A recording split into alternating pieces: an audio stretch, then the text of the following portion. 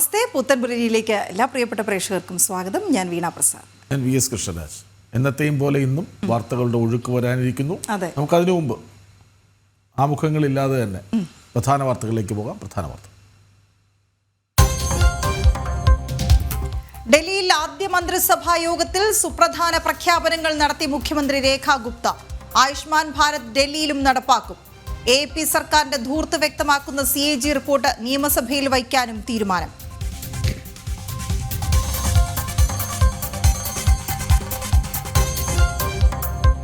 ആശാ വർക്കർമാർ അനിശ്ചിതകാല പണിമുടക്കിലേക്ക്. മെഡിക്കൽ ഓഫീസർമാർക്ക് നോട്ടീസ് നൽകും. സെക്രട്ടേറിയറ്റ് നടയിൽ ജീവിത സമരം 12ാം ദിവസം. ലക്ഷ്യം കാണും വരെ പിന്നോട്ടില്ലെന്ന് പ്രഖ്യാപനം.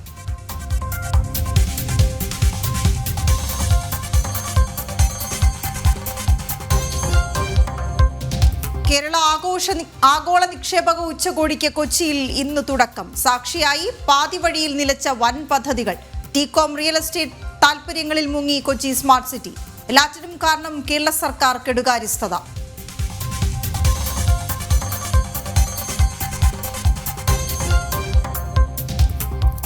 കാക്കനാട്ടെ കസ്റ്റംസ് ക്വാർട്ടേഴ്സിലെ കൂട്ടമരണത്തിൽ ദുരൂഹത. അമ്മയെ കൊന്ന ശേഷം അഡീഷണൽ കമ്മീഷണർ ആത്മഹത്യ ചെയ്തെന്ന് നിഗമനം. 3 പേരുടെയും പോസ്റ്റ്മോർട്ടം ഇന്ന്.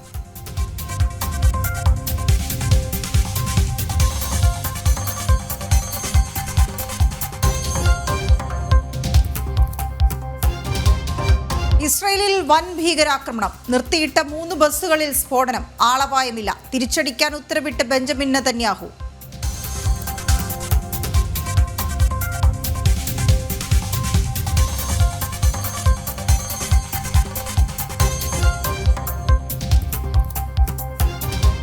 FBI തലപ്പത്ത് ഇന്ത്യൻ വംശജൻ കാഷ് പട്ടേലിനെ തെരഞ്ഞെടുത്ത് അമേരിക്കൻ സെനറ്റ്. വിജയം 49-നെതിരെ 51 വോട്ടുകൾക്ക്.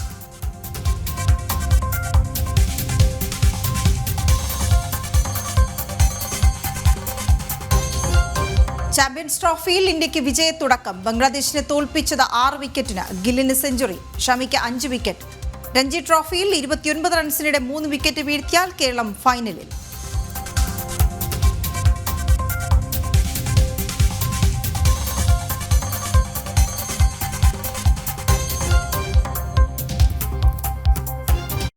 ഡൽഹിയിലേക്കാണ് ആദ്യം പോകുന്നത്. എല്ലാവരും പറയുന്നത് പോലെ ഒരു മന്ത്രിസഭ വരുന്നോ മുഖ്യമന്ത്രി വരുന്നോ എന്നുള്ളതിനേക്കാൾ ഉപരി അത് വരുന്നതിന് മുൻപേ തന്നെ അവിടെ പ്രവർത്തനങ്ങൾ തുടങ്ങിയിരുന്നു. യമുനാ നദിയിൽ നമ്മൾ കണ്ടതാണ്. അതേസമയം ഇതിന് പിന്നാലെ തന്നെ ആദ്യ മന്ത്രിസഭാ യോഗവും ഇന്നലെ രാത്രി ചേർന്നു. സുപ്രധാന തീരുമാനങ്ങളിലേക്ക് 27 വർഷങ്ങൾക്ക് ശേഷം BJP രാജ്യ തലസ്ഥാനം പിടിക്കുന്നു. അത് കേന്ദ്രം സർക്കാർ നിലയിലുണ്ട് എങ്കിൽ പോലും കേന്ദ്ര സർക്കാർ അവിടെ ഭരിക്കുമ്പോഴും പല സംസ്ഥാനങ്ങൾ പിടിച്ചെടുക്കുമ്പോഴും ഡൽഹി മാത്രം അപ്രാപ്യമായിരുന്ന 27 വർഷങ്ങൾ. അതിനുശേഷം ധീരമായൊരു തീരുമാനം, ഒരു വനിത ഭരിക്കട്ടെ. അങ്ങനെ രേഖ ഗുപ്ത അവിടേക്ക് വരുന്നു. ആദ്യ പ്രഖ്യാപനങ്ങൾ എന്താകുമെന്ന് എല്ലാവരും ഉറ്റുനോക്കുന്നു. സുപ്രധാന വകുപ്പുകൾ രേഖ ഗുപ്ത തന്നെ കൈയാളുന്നു. അപ്പോൾ സ്വാഭാവികമായി എന്താണ് അവിടെ സംഭവിക്കുന്നതെന്ന് അറിയാൻ എല്ലാവർക്കും ആകാംക്ഷയുണ്ട്. അപ്പോൾ അതിൻ്റെ വിശദാംശങ്ങളിലേക്കാണ് ആദ്യം തന്നെ പോകുന്നത്. സുപ്രധാന പ്രഖ്യാപനങ്ങൾ ഈ മന്ത്രിസഭാ യോഗത്തിന് ശേഷം മുഖ്യമന്ത്രി നടത്തി. രേഖ ഗുപ്ത സർക്കാർ സ്വീകരിച്ചു. ലോകത്തിലെ ഏറ്റവും വലിയ ആരോഗ്യ പരിരക്ഷാ പദ്ധതി ആയുഷ്മാൻ ഭാരത് അത് ഡൽഹിയിലും നടപ്പാക്കാനാണ് തീരുമാനം. AP സർക്കാരിൻ്റെ കെടുകാര്യസ്ഥതയും ധൂർത്തും വ്യക്തമാക്കുന്ന CAG റിപ്പോർട്ട് നിയമസഭയിൽ വയ്ക്കാനും മന്ത്രിസഭാ യോഗം തീരുമാനിച്ചിട്ടുണ്ട്. ഗൗതം അനന്തനാരായണൻ ചേരുന്നു വിവരങ്ങളുമായി. ഗൗതം, ഏറ്റവും പ്രധാനം ഈ ആയുഷ്മാൻ ഭാരത് പദ്ധതി നടപ്പിലാക്കാൻ തീരുമാനമെടുത്തു എന്ന് പറയുന്ന ഏറ്റവും വലിയ സുപ്രധാനമായ ഒരു ചുവടുവയ്പ്. ഒരുപക്ഷെ നേരത്തെ തന്നെ യമുനാ നദി വൃത്തിയാക്കുന്നത് അടക്കമുള്ള നടപടികളിലേക്ക് നേരത്തെ തന്നെ കടന്നിരുന്നു. എങ്കിലും എന്തൊക്കെ സുപ്രധാനമായ കാര്യങ്ങളിലേക്കാണ്, സുപ്രധാനമായ വകുപ്പുകൾ ആർക്കൊക്കെ എന്നുള്ളതിൽ തീരുമാനം? അങ്ങനെ വിശദമായി.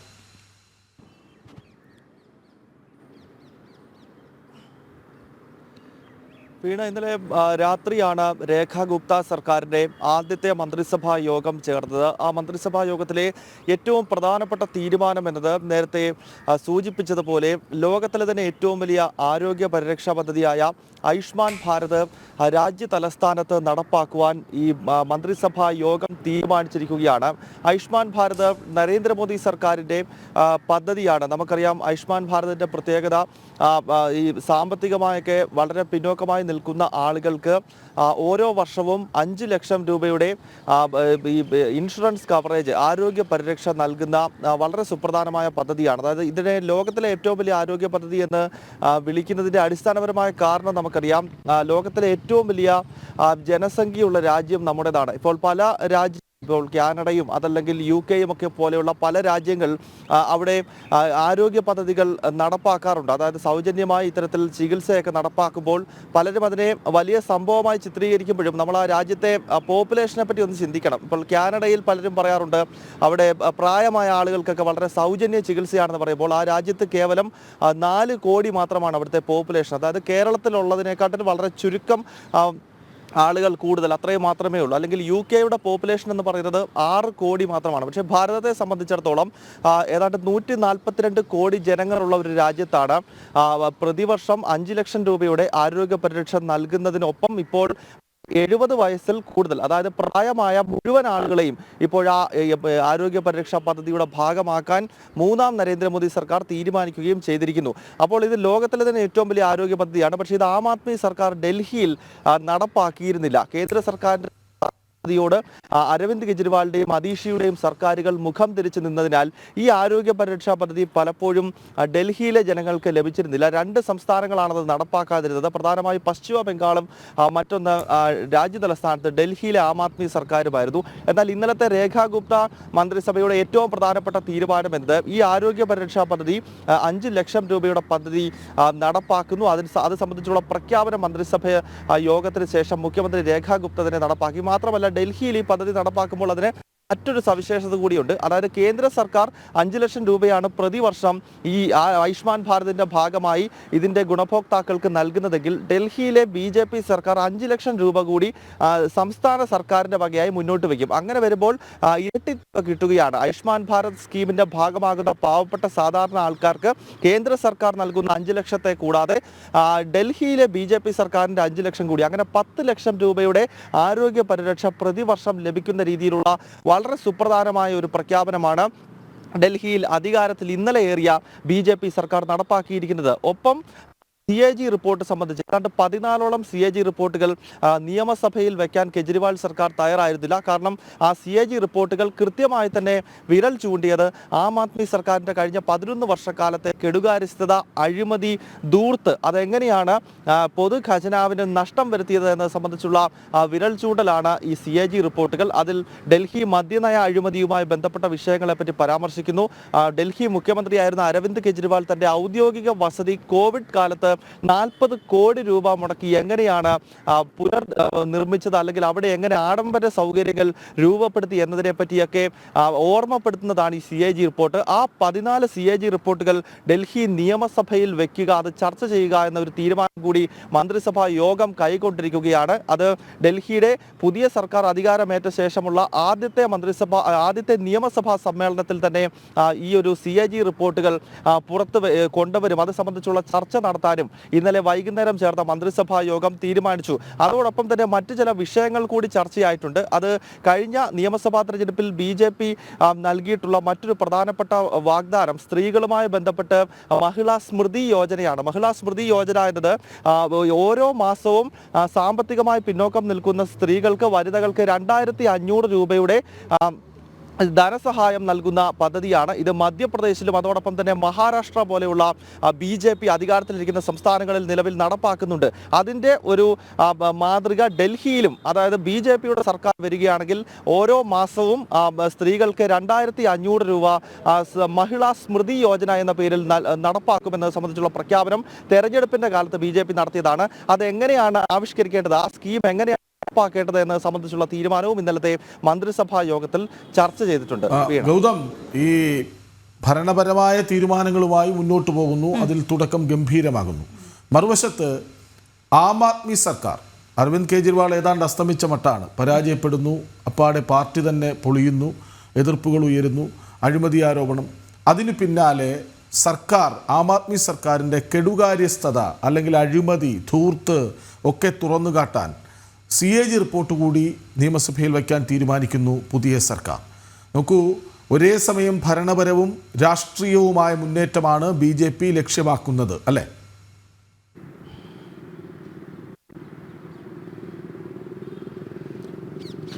കൃഷ്ണരാജ് അത് തന്നെയാണ്. അതായത് ഒരു ഭാഗത്ത് ജനങ്ങൾക്ക് ജനോപകാരപ്രദമായ പദ്ധതികൾ ഒരു ഭാഗത്ത് നടപ്പാക്കുക, മറുഭാഗത്ത് കഴിഞ്ഞ 11 വർഷക്കാലം ഒരു സർക്കാർ നടത്തിയിട്ടുള്ള അഴിമതികൾ അതിന് കൃത്യമായി തന്നെ തിരിച്ചടി നൽകുക എന്നൊരു നീക്കം BJPയുടെ ഭാഗത്ത് നിന്നുണ്ടാകുന്നു. കാരണം 11 വർഷവും BJP അതിശക്തമായ പ്രതിഷേധം ഈ കെജ്രിവാൾ സർക്കാരിനെതിരെ നടത്തുകയും കെജ്രിവാളിന്റെ സർക്കാരിനെതിരെ തുടർച്ചയായി സെക്രട്ടേറിയറ്റ് മാർച്ചുകളും പ്രതിഷേധവും ഒക്കെ നടത്തിയ ഒരു നേതാവ് തന്നെയാണ് ഇപ്പോൾ മുഖ്യമന്ത്രിയായി എത്തിയിരിക്കുന്നത്.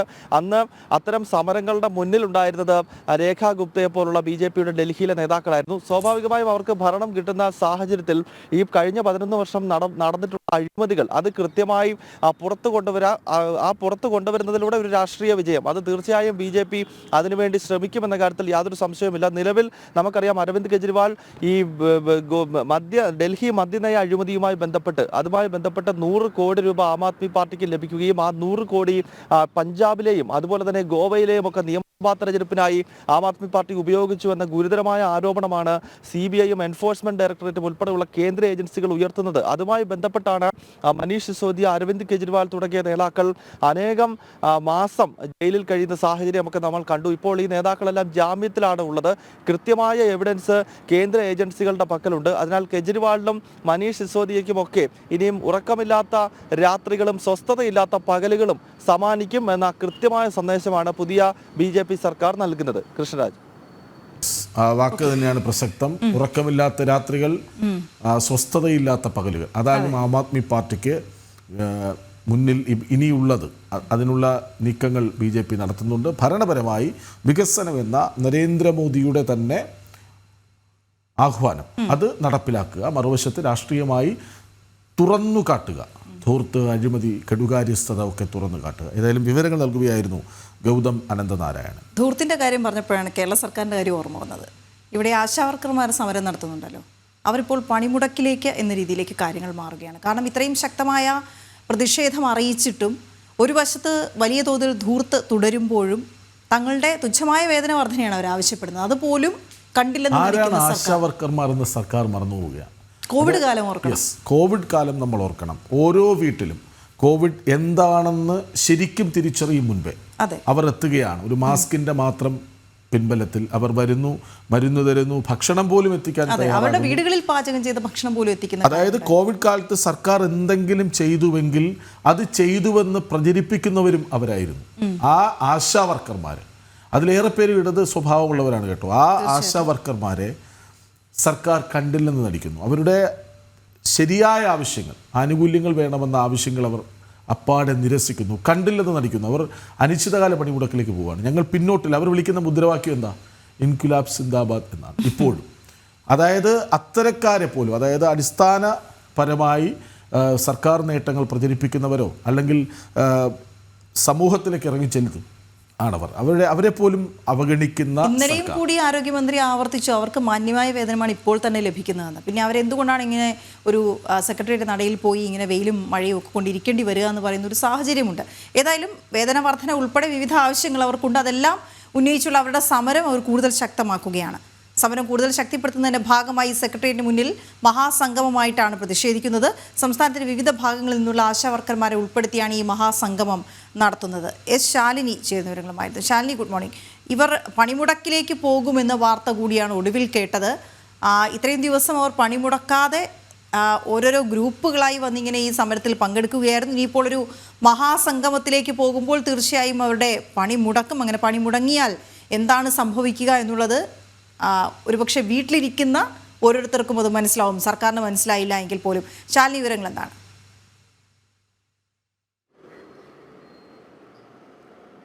വീണ, കൃഷ്ണരാജ, വെരി ഗുഡ് മോർണിംഗ്. നമുക്ക് ഗുഡ് മോർണിംഗ് ആണെങ്കിലും നമുക്കൊപ്പമുള്ള ചില ആളുകളുടെ വളരെ നഷ്ടപ്പെട്ട ദിവസങ്ങൾ, അവരുടെ ഏറ്റവും വിലപ്പെട്ട ദിവസങ്ങൾ, ആശങ്കാജനകമായ സങ്കീർണതയിലൂടെ കടന്നു പോകുന്ന ഒരു അതിജീവനത്തിന്റെ സമരത്തിന് സാക്ഷ്യം വഹിച്ചുകൊണ്ടിരിക്കുന്ന, അവരുടെ ഇരകളായി മാറിക്കൊണ്ടിരിക്കുന്ന ആശാവർക്കർ ഒപ്പമാണ് നമ്മളിപ്പോൾ ഉള്ളത്. നമ്മളിപ്പോൾ ഈ ഫ്ലെക്സ് ബോർഡിൽ കാണുന്നത് പോലെ തന്നെയാണ് അതിജീവനത്തിന്റെ സമരമാണ് കഴിഞ്ഞ 12 ദിവസമായി സെക്രട്ടേറിയറ്റ് പടിക്കൽ ഈ ആശാ വർക്കർമാർ നടത്തുന്നത്. കഴിഞ്ഞ 12 ദിവസമായി പല വിഭാഗങ്ങളായി സംസ്ഥാനത്തിന്റെ വിവിധ ഭാഗങ്ങളിൽ നിന്ന് വിവിധ ഗ്രൂപ്പുകളായി ആളുകൾ എത്തി ഇവിടെ സമരം നടത്തിയിരുന്നു. അവരുടെ ആവശ്യങ്ങൾ നേടിയെടുക്കാൻ, അവരുടെ തുച്ഛമായ ആവശ്യങ്ങൾ, നിസ്സാരമായ ചില ആവശ്യങ്ങൾ, അതിനു വേണ്ടിയിട്ടാണ് കഴിഞ്ഞ 12 ദിവസമായി അവർ ഈ രാപ്പകൽ ഉണ്ണാതെ ഉറങ്ങാതെയൊക്കെ അവരുടെ കുഞ്ഞുങ്ങളെയും കുഞ്ഞുമക്കളെയും ഒക്കെ വീട്ടിൽ ഉപേക്ഷിച്ച് ഇവിടെ വന്ന് ഈ സമരം നടത്തുന്നത്.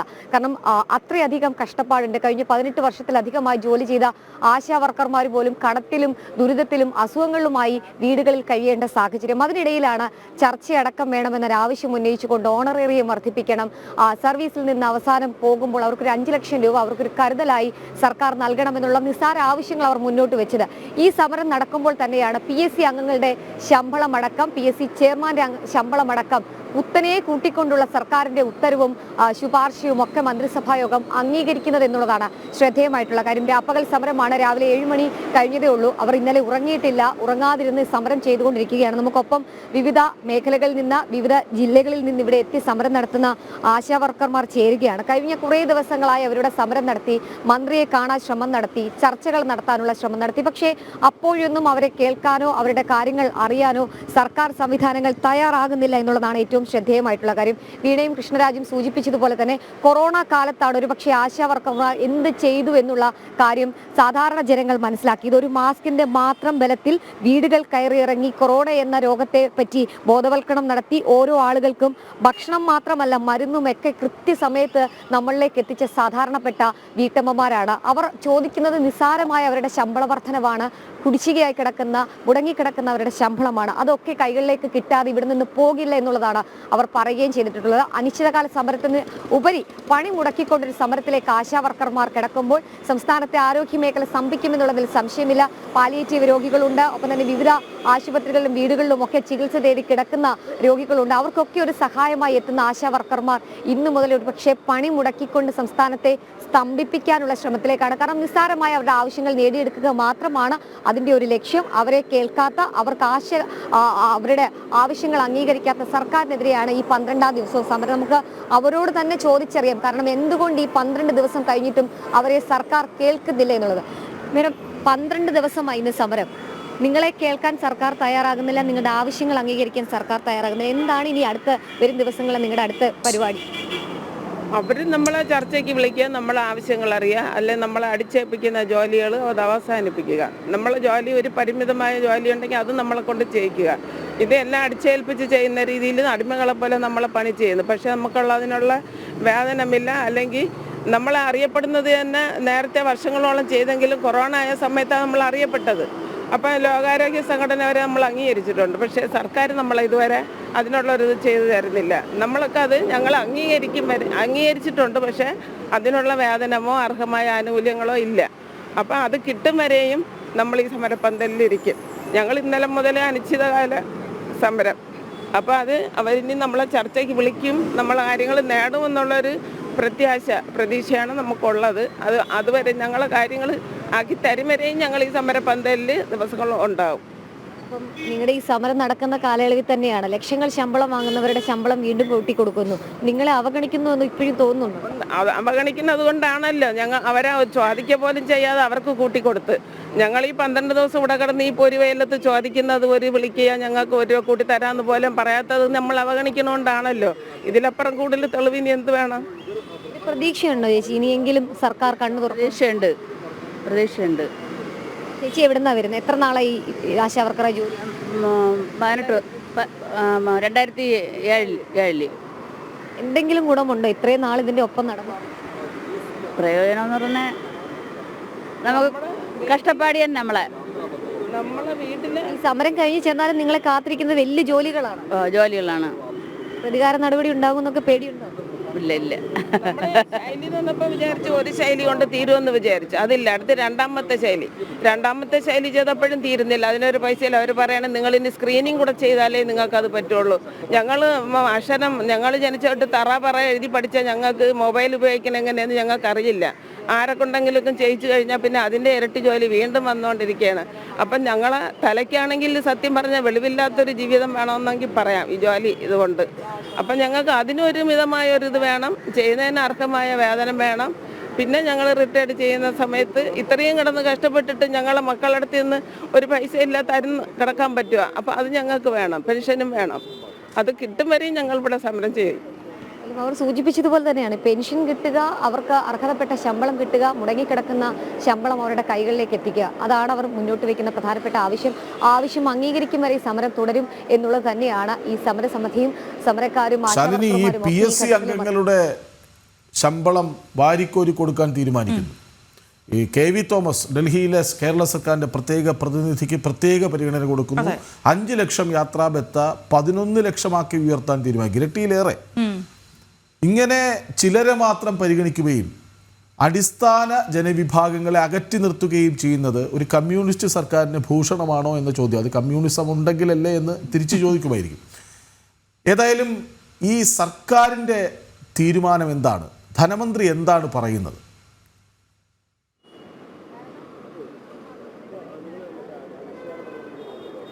കൃഷ്ണരാജ്, ആർഭാടം ഇസിക്കൽ ടു പിണറായി സർക്കാർ എന്നുള്ളതാണ് ഇപ്പോഴത്തെ അവരുടെ ആപ്തവാക്യം. എന്തായാലും അത് തന്നെയാണ് കഴിഞ്ഞ ദിവസങ്ങളിൽ ഈ സമരം നടക്കുന്ന, അല്ലെങ്കിൽ ഇത്രയധികം സംസ്ഥാനത്തിന്റെ വിവിധ ഭാഗങ്ങളിൽ നിന്ന് ആയിരക്കണക്കിന് വരുന്ന ആശാ വർക്കർമാർ ഈ പൊരി വെയിലത്ത്, നമുക്കിപ്പോൾ ചുട്ടുപൊള്ളുന്ന വെയിലാണ് തലസ്ഥാന ജില്ലയിലടക്കം എല്ലായിടത്തും. ആ ചുട്ടുപൊള്ളുന്ന വെയിലത്താണ് കൈക്കുഞ്ഞുങ്ങളുമായി ഈ സെക്രട്ടേറിയറ്റിന്, എനിക്ക് പിന്നിൽ കാണുന്ന മുഖ്യമന്ത്രിയുടെ മെയിൻ ബ്ലോക്കിന് മുൻപിലാണ് ഇവരുടെ ഈ സമരം നടക്കുന്നത്. അവിടെ അവരെ കാണാനോ കേൾക്കാനോ സർക്കാരിന് കഴിയുന്നില്ല. അതേസമയം തന്നെയാണ് സർക്കാരിന്റെ പ്രതിനിധിയായി ഡൽഹിയിലുള്ള KV തോമസിന് 5 ലക്ഷത്തിൽ നിന്നും 11 ലക്ഷത്തിലധികം രൂപയിലേക്ക് അവരുടെ യാത്രാബദ്ധ കൂട്ടിക്കൊടുക്കുന്നു. ഒപ്പം തന്നെയാണ് PSC ചെയർമാന്റെ ശമ്പളം ജില്ലാ ജഡ്ജിക്ക് സമാനമായി ഉയർത്തി കൊടുക്കുന്നു. PSC മെമ്പർമാരുടെ ശമ്പളം കൂട്ടിക്കൊടുക്കുന്നു. അങ്ങനെ വിവിധ മേഖലകളിലുള്ള ആളുകളുടെ ശമ്പളം കൂട്ടിക്കൊടുക്കുന്നു. അതേസമയം ക്ഷേമ പെൻഷൻ നൽകാൻ പണമില്ല, കുട്ടികളുടെ ഉച്ചഭക്ഷണത്തിനുള്ള പണം സർക്കാരിന്റെ ഖജനാവിലില്ല, സാധാരണപ്പെട്ട KSRTC ജീവനക്കാർക്ക് ശമ്പളം നൽകാൻ സർക്കാരിന്റെ ഖജനാവിൽ പണമില്ല എന്നുള്ള ഒരു കാര്യം. സമാനമായി തന്നെയാണ് എനിക്കൊപ്പമുള്ള ആശാ വർക്കർമാർ, അവരമ്മയാണ്, മകളാണ്, ഒപ്പം തന്നെ ഒരു വീടിന്റെ ഗൃഹനാഥയാണ്. അവരുടെ കുടുംബം പോറ്റാൻ പോലും കഴിവില്ലാതെ വന്നതോടുകൂടിയാണ് ഇത്തരത്തിലൊരു പ്രത്യക്ഷ സമരത്തിലേക്ക് അവരിപ്പോൾ എത്തിയിട്ടുള്ളത്. ഇനി എന്താണ് മാഡം സമരത്തിന്റെ അടുത്ത ഒരു രൂപം? സമരത്തിന്റെ അടുത്ത ഘട്ടത്തെക്കുറിച്ച് ഞങ്ങൾ ഇന്നലെ പ്രഖ്യാപിച്ചു കഴിഞ്ഞു. ഇന്നലെ മുതൽ നമ്മൾ അനിശ്ചിതകാല പണിമുടക്കിലേക്ക് പോവുകയാണ്. ഇന്നലെ ഇവിടെ വന്ന ആശാ വർക്കർമാരെല്ലാം തിരിച്ചുപോയി അവരുടെ മെഡിക്കൽ ഓഫീസർമാർക്ക് നോട്ടീസ് കൊടുത്ത് ഇന്ന് മുതൽ അവരെല്ലാം തിരിച്ചെത്തിക്കൊണ്ടിരിക്കും. ഇപ്പം ഈ ആവശ്യങ്ങൾ അംഗീകരിക്കും വരെ സമരം എല്ലാം മുന്നോട്ട് പുറകോട്ട് പോകും. നമ്മൾ പ്രഖ്യാപിച്ചുകൊണ്ടാണല്ലോ വന്നത്. നമുക്കത് നേടിയെടുക്കാതെ തിരിച്ചു പോകാൻ പറ്റത്തില്ല. ഈ ഒരു ഘട്ടത്തിൽ എന്തെങ്കിലും പ്രതീക്ഷയുണ്ടോ? നമ്മുടെ സർക്കാരിനോടല്ലേ നമുക്ക് ആവശ്യപ്പെടാൻ പറ്റത്തുള്ളൂ. ആ പ്രതീക്ഷയിൽ തന്നെയാണ് ഞങ്ങൾ പോകുന്നത്. നമ്മുടെ ആവശ്യങ്ങൾക്ക് മുഖം തരും എന്ന് തന്നെയാണ് നമ്മൾ പ്രതീക്ഷിക്കുന്നത്.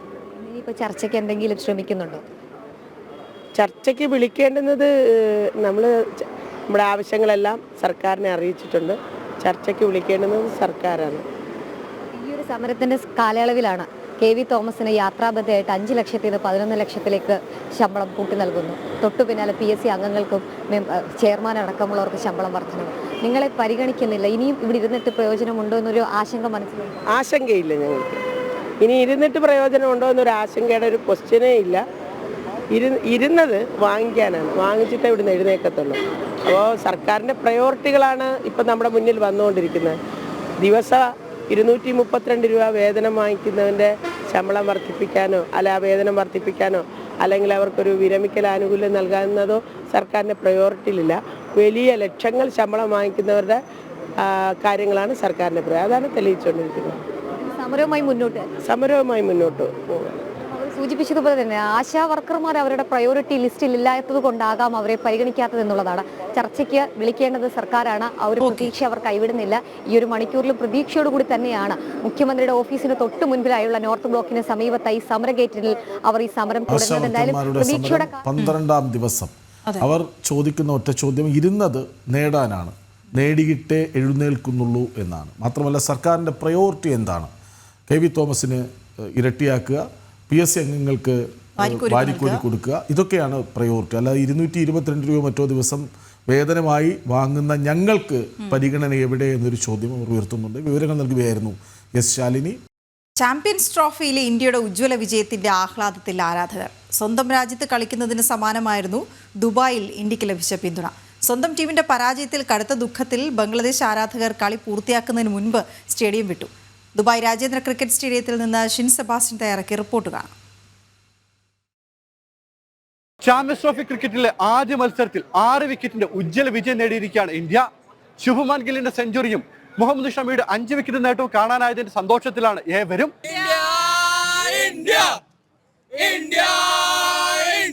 നമ്മൾ ഫസ്റ്റ് ഇവർ 5 വിക്കറ്റ് പോയപ്പോൾ വളരെ വൺ സൈഡ് മാച്ച് ആവുമെന്ന് വിചാരിച്ചു. പക്ഷേ അവർ നന്നായി കളിച്ചു. ബംഗ്ലാദേശ് നല്ല ഫൈറ്റായിരുന്നു. അവർ അത്യാവശ്യം റണ്ണ് സ്കോർ ചെയ്തു. ഇതേപോലത്തെ ഒരു പിച്ചിൽ കുറച്ചും കൂടി റണ്ണ്, അറ്റ്ലീസ്റ്റ് ഒരു 50 മോർ റൺസ് ഉണ്ടെങ്കിൽ ഇന്ത്യ ഒന്നും കൂടി ട്രബിൾ ആയിരുന്നു. ഒരു വലിയ മത്സരത്തിന് മുമ്പുള്ള വെറും പ്രാക്ടീസ് മാത്രമാണ് ഇന്നത്തെ മത്സരം എന്നായിരുന്നു ചില കാണികളുടെ അഭിപ്രായം. Oh, it's a great start, and love the match, love the energy, and this is just the start. I mean, the real match is on Sunday, India-Pakistan, so looking forward to that. ഇന്നത്തെ മത്സരം കാണാൻ യുഎയുടെ വിവിധ ഭാഗങ്ങളിൽ നിന്നായി 10,000-കണക്കിന് ആരാധകരാണ് Dubai അന്താരാഷ്ട്ര cricket സ്റ്റേഡിയത്തിലേക്ക് ഒഴുകിയെത്തിയത്. ഭയങ്കര സന്തോഷമുണ്ട്. ആദ്യമായിട്ടാണ് ഒരു ഇന്റർനാഷണൽ മാച്ച് കാണുന്നത്. ഇതുവരെ ഇതിനു മുന്നേ IPL പോയിട്ടെന്നല്ലാതെ ഒരു മാച്ച് കാണാൻ പറ്റിയില്ല. പിന്നെ അത് നമ്മുടെ അബുദാബിയിൽ നിന്ന് ദുബായിലേക്ക് വലിയൊരു ദൂരമല്ല, കാണാൻ പറ്റിയത് ഭയങ്കര സന്തോഷം. അതിൽ ഇന്ത്യ ജയിക്കും കൂടെ ചെയ്തപ്പോൾ ഭയങ്കരമായ സന്തോഷമായി. ഇന്ന് ഭാരതത്തോട് വിഷമം മാറാൻ ഞായറാഴ്ച പാകിസ്ഥാന് വേണ്ടി ജയ് വിളിക്കുമെന്നാണ് ബംഗ്ലാദേശ് ആരാധകരുടെ പക്ഷം. अभी तो रुके रुके जाना पड़ेगा, इतना काम छोड़ के हम आया, फिर अभी आपको तो मालूम है कैसे फील हो रहा है अंदर से. फिर भी इंशाल्लाह फिर अगली बार जितना भी मैच है फिर भी हम बांग्लादेश इंशाल्लाह नेक्स्ट टाइम जीतेगा. इंशाल्लाह नेक्स्ट टाइम जीतेगा. India India India India India India. പാകിസ്ഥാനെതിരെ ഈ വിജയക്കുതിപ്പ് തുടരുമെന്നാണ് ഏവരുടെയും പ്രതീക്ഷ. ദുബായ് അന്താരാഷ്ട്ര ക്രിക്കറ്റ് സ്റ്റേഡിയത്തിൽ നിന്ന് രഞ്ജിത്ത് പുലാശ്ശേരിക്കൊപ്പം ഷിൻ സെബാസ്റ്റ്യൻ, ജനം. ഈ ഷിൻസ് ഉള്ളത് കൊണ്ട് ചാമ്പ്യൻസ് ട്രോഫി നമുക്ക് ഗംഭീരമാക്കാൻ പറ്റും. കാരണം ഇന്ത്യയുടെ മത്സരങ്ങൾ പ്രത്യേകിച്ച് നടക്കുമ്പോൾ ദുബായിൽ ഷിൻസ് ഉള്ളത് അവിടുത്തെ ആരാധകരുടെ ആവേശം പ്രേക്ഷകരിലേക്ക് എത്തിക്കാൻ ഉപകാരപ്പെടുമെന്നതിൻ്റെ തെളിവാണ് ഈ റിപ്പോർട്ട് എന്നുകൂടി നമ്മൾ പറഞ്ഞു വെക്കണം. ഏതായാലും ഇനി നമുക്ക് രഞ്ജി ട്രോഫിയിലേക്ക് പോകാം. ചാമ്പ്യൻസ് ട്രോഫി അവിടെ നിൽക്കട്ടെ. കൂടുതൽ സന്തോഷം ഉണ്ടാകുമോ നോക്കാം. രഞ്ജി ട്രോഫിയിൽ കേരളത്തിനെതിരെ ലീഡിനായി പൊരുതി ഗുജറാത്ത്. രണ്ടാം ഇന്നിംഗ്സിൽ ബാറ്റിംഗ് തുടരുന്ന ഗുജറാത്ത് 4-ാം ദിവസം കളി നിർത്തുമ്പോൾ 7 വിക്കറ്റിന് 429 റൺസ് എന്ന നിലയിലാണ്. കേരളത്തിൻ്റെ ആദ്യ ഇന്നിംഗ്സ് സ്കോർ മറികടന്ന് ലീഡ് നേടാൻ 29 റൺസ് കൂടി മതി അവർക്ക്. വിവരങ്ങളുമായി നിഖിൽ കുമാർ ഒപ്പം ചേരുന്നു. നിഖിൽ, കേരളത്തെ സംബന്ധിച്ചിടത്തോളം ഒരു സ്വപ്ന ഫൈനൽ അത് എത്രമാത്രം സാധ്യമാകും എന്ന് ചോദിച്ചാൽ ഇപ്പോൾ പന്ത് ഗുജറാത്തിൻ്റെ കാലിലാണ്. ഫുട്ബോൾ കൂടി വന്നു.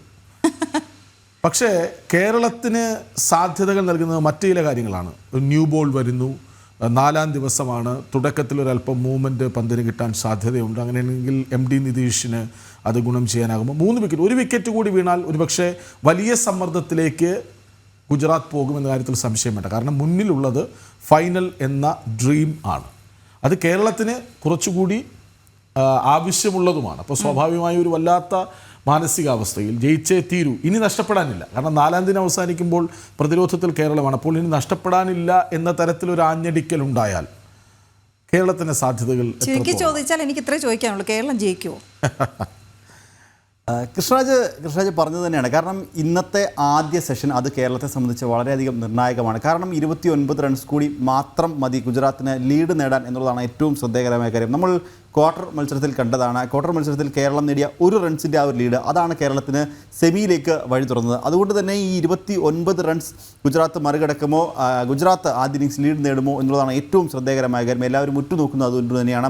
29 റൺസ് കൂടി മാത്രം മതി ഗുജറാത്തിന് ലീഡ് നേടാൻ.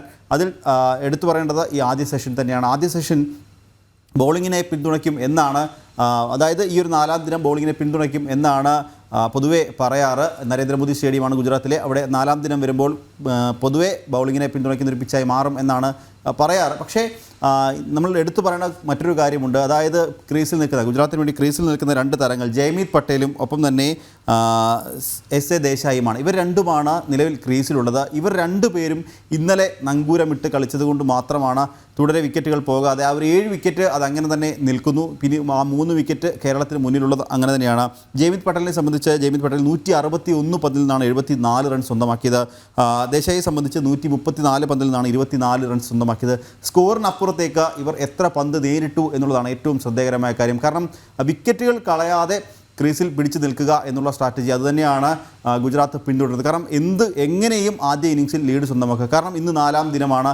ഇനി ഒരു ദിനം കൂടി, 5-ാം ദിനം കൂടി മാത്രമാണ് മത്സരം അവശേഷിക്കുക. വിജയിക്കാനായില്ലെങ്കിൽ പോലും ആദ്യ ഇന്നിംഗ്സിൽ ലീഡ് സ്വന്തമാക്കുക എന്നുള്ളത് തന്നെയാണ് ഗുജറാത്തിൻ്റെ സ്ട്രാറ്റജി. ഇതുതന്നെയായിരുന്നു കേരളത്തിൻ്റെ സ്ട്രാറ്റജി. നമ്മൾ കണ്ടതാണ് ആദ്യ ഇന്നിംഗ്സിൽ സച്ചിൻ ബേബി അടക്കമുള്ള താരങ്ങൾ നങ്കൂരമിട്ട് കളിച്ചു. പരമാവധി സമയം ക്രീസിൽ നിന്ന് പരമാവധി സ്കോറിലേക്ക് എത്തിക്കുക, കൂടുതൽ സമയം ബാറ്റ് ചെയ്യുക, മത്സരം സമനിലയിലേക്ക് പോയാൽ പോലും ആദ്യ ഇന്നിങ്സിൽ ലീഡ് നേടുക, പരമാവധി സ്കോർ നേടുക എന്നുള്ളത് തന്നെയായിരുന്നു കേരളത്തിൻ്റെ ആ ഒരു സ്ട്രാറ്റജിയും. അതുതന്നെയാണ് ഗുജറാത്തും പിന്തുടരുന്നത്. നിലവിൽ 7 വിക്കറ്റ് ആണ് ഗുജറാത്തിന് പോയിട്ടുള്ളത്. ഇന്നലെ ആ 7 വിക്കറ്റ് നഷ്ടമായതാണ്. 8ാമതൊരു വിക്കറ്റ് കൂടി വീഴ്ത്താൻ എന്തായാലും ഗുജറാത്തിൻ്റെ വിക്കറ്റ് വീഴ്ത്താൻ കേരളത്തിന് സാധിച്ചിരുന്നില്ല. നേരത്തെ പറഞ്ഞതുപോലെ MD ദിനേശ് അടക്കമുള്ള താരങ്ങൾ അത് ഇന്ന് രാവിലെ അവരുടെ ബൗളിംഗ് എന്തായാലും നിർണായകമാകും. ഒപ്പം കേരളത്തിൻ്റെ ബൗളിങ്ങിലേക്ക് വന്നു കഴിഞ്ഞാൽ ജലജ് സക്സേന 4 വിക്കറ്റുകൾ സ്വന്തമാക്കിയിട്ടുണ്ട്. നിതീഷും ബേസിലും ആദിത്യ സർവ്വതയും ഈ 3 താരങ്ങളും ഓരോ വിക്കറ്റ് വീതമാണ്. അങ്ങനെ 7 വിക്കറ്റുകളാണ് എന്തായാലും ഗുജറാത്തിൻ്റെ വീഴ്ത്തിയിട്ടുള്ളത്. ഇനി രാവിലത്തെ സെഷൻ കൃഷ്ണാജി പറഞ്ഞതുപോലെ നിതീഷ് അടക്കമുള്ള താരങ്ങൾ അവരുടെ ആ ഒരു ബൗളിംഗ് അതുതന്നെ എന്തായാലും ഇന്ന് രാവിലെ നിർണായകമാകും. കേരളത്തിന് ഫൈനൽ ബർത്ത് ഉറപ്പിക്കാൻ സാധിക്കുമോ, ഫൈനലിന് ടിക്കറ്റ് എടുക്കാൻ സാധിക്കുമോ എന്നുള്ളത് ഇന്നത്തെ ആദ്യ സെഷനിൽ തന്നെ അറിയാൻ സാധിക്കും. ഗുജറാത്തിന് 29 റൺസ് മതി, കേരളത്തിന് 3 വിക്കറ്റും. ഇതൊരു മറ്റൊരു ദിവസമാണ്, ഇന്നലത്തേതല്ല, ഇന്ന് പുതിയൊരു ദിവസമാണ്. ഇന്നലെയും അവരുടെ 2-3 വിക്കറ്റുകൾ ആദ്യ മണിക്കൂറുകളിൽ പോയിരുന്നു. അതുകൊണ്ട് പ്രതീക്ഷയ്ക്ക് വകയുണ്ട്. കാരണം 29 റൺസ് എന്നത് 229 റൺസ് പോലെയൊക്കെ തോന്നും ചിലപ്പോൾ ഗുജറാത്തിന്. അങ്ങനെ തോന്നിയാലാണ് നമുക്ക് കുറച്ചുകൂടി എളുപ്പത്തിൽ കാര്യങ്ങൾ കൈകാര്യം ചെയ്യാനാവുക. എന്നാലും ആദ്യ 5-6 ഓവറുകൾക്കുള്ളിൽ 1 വിക്കറ്റെങ്കിലും വീഴ്ത്താനാവുകയും അതിൽ അധികം റൺസ് കൊടുക്കാതിരിക്കാനാവുകയും ചെയ്താൽ കേരളത്തിൽ ഫൈനൽ വരാം. ആ സന്തോഷ നിമിഷത്തിനായി നമുക്ക് കാത്തിരിക്കാം. വിവരങ്ങൾ ഇന്ന് മറ്റൊരു സന്തോഷത്തിൻ്റെ ദിവസമാണ്. ഇന്ന് ലോക മാതൃഭാഷാ ദിനമാണ്. അപ്പോൾ മാതൃഭാഷ നമ്മൾ ഈ ഒരു സമയത്തിനുള്ളിൽ തന്നെ എത്ര തവണ മാതൃഭാഷ അല്ലാത്ത ഭാഷകൾ ഉപയോഗിച്ചു എന്നുള്ളതുണ്ട്. അതൊരു പക്ഷേ വർത്തമാനത്തിൻ്റെ ഇടയിൽ ഇങ്ങനെ വന്നു പോകുന്നതുമാകാം. പക്ഷേ ഇന്നത്തെ ദിവസം നമ്മൾ വളരെ അഭിമാനത്തോടെ ഓരോരുത്തരും കൊണ്ടാടുന്ന, നമുക്കെപ്പോഴും മലയാളം ആണ് അല്ലേ? അതെ, മലയുടെ തലപ്പൊക്കമാണ് നമ്മുടെ മലയാളത്തിന്. നമ്മൾ അത്ര ഭംഗിയായി ഉപയോഗിക്കാൻ ആഗ്രഹിക്കുന്നവരുമാണ്. പക്ഷെ ഇതിപ്പോൾ മലയാള ഭാഷാ ദിനം എന്ന് പറയാൻ കഴിയില്ല, മാതൃഭാഷ ദിനം. നമ്മുടെ മാതൃഭാഷയെക്കുറിച്ച് നമ്മൾ പറയണം. ലോകത്തുള്ള ഓരോരുത്തർക്കും അവരവരുടെ മാതൃഭാഷയെക്കുറിച്ചുള്ള ദിവസമാണ്. 1999 നവംബർ 17 യുനെസ്കോ ഫെബ്രുവരി 21 ലോക മാതൃഭാഷാ ദിനമായി പ്രഖ്യാപിച്ചത്. ഈ വർഷം മാതൃഭാഷാ ദിവസത്തിൻ്റെ രജത ജൂബിലി വർഷം കൂടിയാണ്. വംശനാശ ഭീഷണി നേരിടുന്ന ഭാഷകളെ സംരക്ഷിക്കുക, ഭാഷാപരമായ അവകാശങ്ങളെ സംരക്ഷിക്കുക എന്നിവയാണ് ഈ ദിനത്തിൻ്റെ സന്ദേശം. സംസ്ഥാനത്ത് ഭരണഭാഷയായി മലയാളത്തെ പ്രഖ്യാപിച്ചിട്ടും ഇത് പൂർണ്ണമായി നടപ്പായിട്ടില്ല എന്നതാണ് ഭാഷാസ്നേഹികൾക്ക് ഈ ദിനത്തിലും പരാതി. വന്ദനം വന്ദനം പാർമെത്തും ദ്രാവിഡ നന്ദിനിയായി വളർന്ന ഭാഷേ, വന്ദനം വന്ദനം ചിത്തം കവർന്നിടും ചന്ദനാമോദം കലർന്ന ഭാഷേ, ജീവന്നു നൂതനോന്മേഷം പകർന്നിടും ദേവഭാഷാമൃതം ചേർന്ന ഭാഷേ, നിൻമുലപ്പാലിൻ്റെ വീര്യമുൾക്കൊണ്ടതെൻ ജന്മജന്മാന്തര പുണ്യമല്ലേ, വശ്യമാം ശൈലിയിൽ നിന്നെ ജയിപ്പൊരു വിശ്വമനോഹര ഭാഷയുണ്ടോ,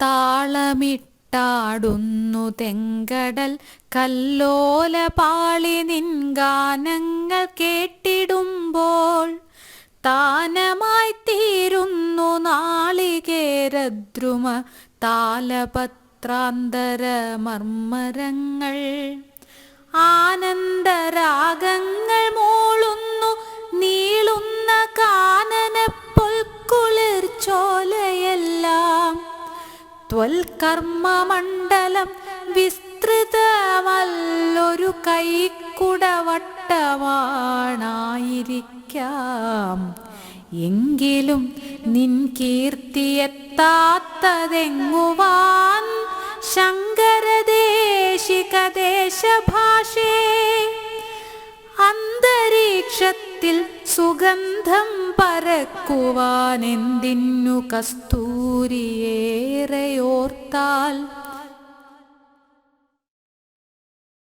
ഇന്ന് നമുക്ക് നമ്മുടെ മാതൃഭാഷയെ, മലയാളത്തെ പെറ്റമ്മയെ പോലെ സ്നേഹിക്കാം, അതിൽ അഭിമാനിക്കാം.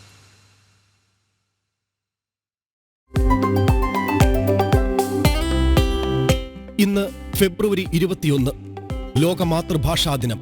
1999 നവംബർ 17 യുനെസ്കോ ഫെബ്രുവരി 21 ലോക മാതൃഭാഷാ ദിനമായി പ്രഖ്യാപിച്ചത്. ബംഗ്ലാദേശിൽ ആചരിച്ചു വരുന്ന ഭാഷാ പ്രസ്ഥാന ദിനത്തിന് അന്തർദേശീയ തലത്തിൽ ലഭിച്ച അംഗീകാരമെന്ന നിലയിലാണ് ലോക മാതൃഭാഷാ ദിനത്തിന്റെ ഉത്ഭവം.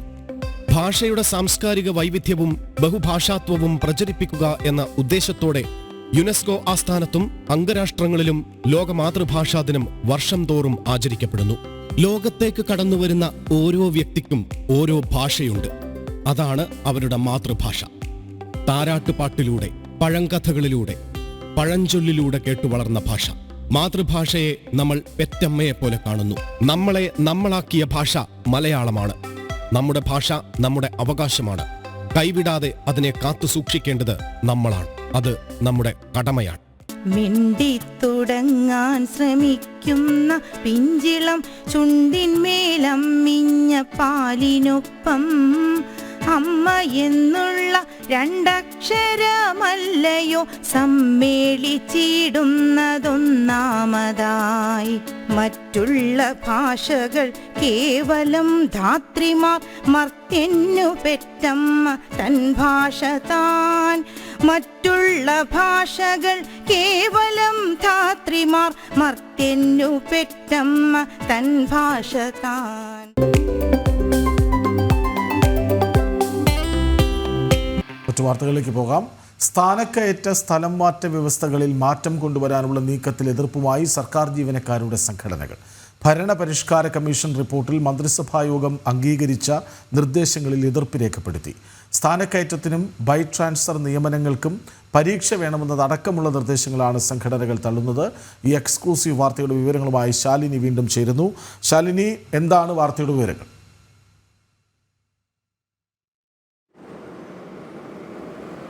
കൃഷ്ണരാജ, സംസ്ഥാനത്തെ സർക്കാർ ജീവനക്കാരുടെ, പ്രത്യേകിച്ച് സെക്രട്ടേറിയറ്റിലടക്കം ജോലി ചെയ്യുന്ന ജീവനക്കാരുടെ സ്ഥാനക്കയറ്റം, അവരുടെ പരിശീലന ട്രാൻസ്ഫർ, ഒപ്പം തന്നെ ബൈ ട്രാൻസ്ഫർ നിയമനം, ഇതടക്കമുള്ള കാര്യങ്ങളിൽ കഴിഞ്ഞ കുറച്ച് ദിവസങ്ങൾക്ക് മുൻപാണ് 4ാം ഭരണപരിഷ്കാര കമ്മീഷൻ റിപ്പോർട്ട് കൊണ്ടുവരികയും അത് ഭേദഗതികളോടെ മന്ത്രിസഭ അംഗീകാരം നൽകി ശുപാർശ അംഗീകരിക്കുകയും ചെയ്തിട്ടുള്ളത്. ഇതിനെതിരെയാണ് ഇപ്പോൾ വലിയ രീതിയിലുള്ള ഒരു പ്രതിഷേധം സർക്കാർ ജീവനക്കാർ തന്നെ ഉയർത്തുന്നത് എന്നുള്ളതാണ് ഏറ്റവും ശ്രദ്ധേയമായിട്ടുള്ള കാര്യം. ഇത്തരത്തിൽ ഈ സ്ഥാനക്കയറ്റം, ഒപ്പം തന്നെ പ്രൊബേഷൻ, കൂടാതെ ബൈ ട്രാൻസ്ഫർ നിയമനങ്ങളിലൊക്കെ പരീക്ഷ നടത്തിപ്പ് കൂടി വേണമെന്നുള്ളതാണ് ഈ ശുപാർശയിൽ പറയുന്നത് ഭരണപരിഷ്കാര കമ്മീഷൻ.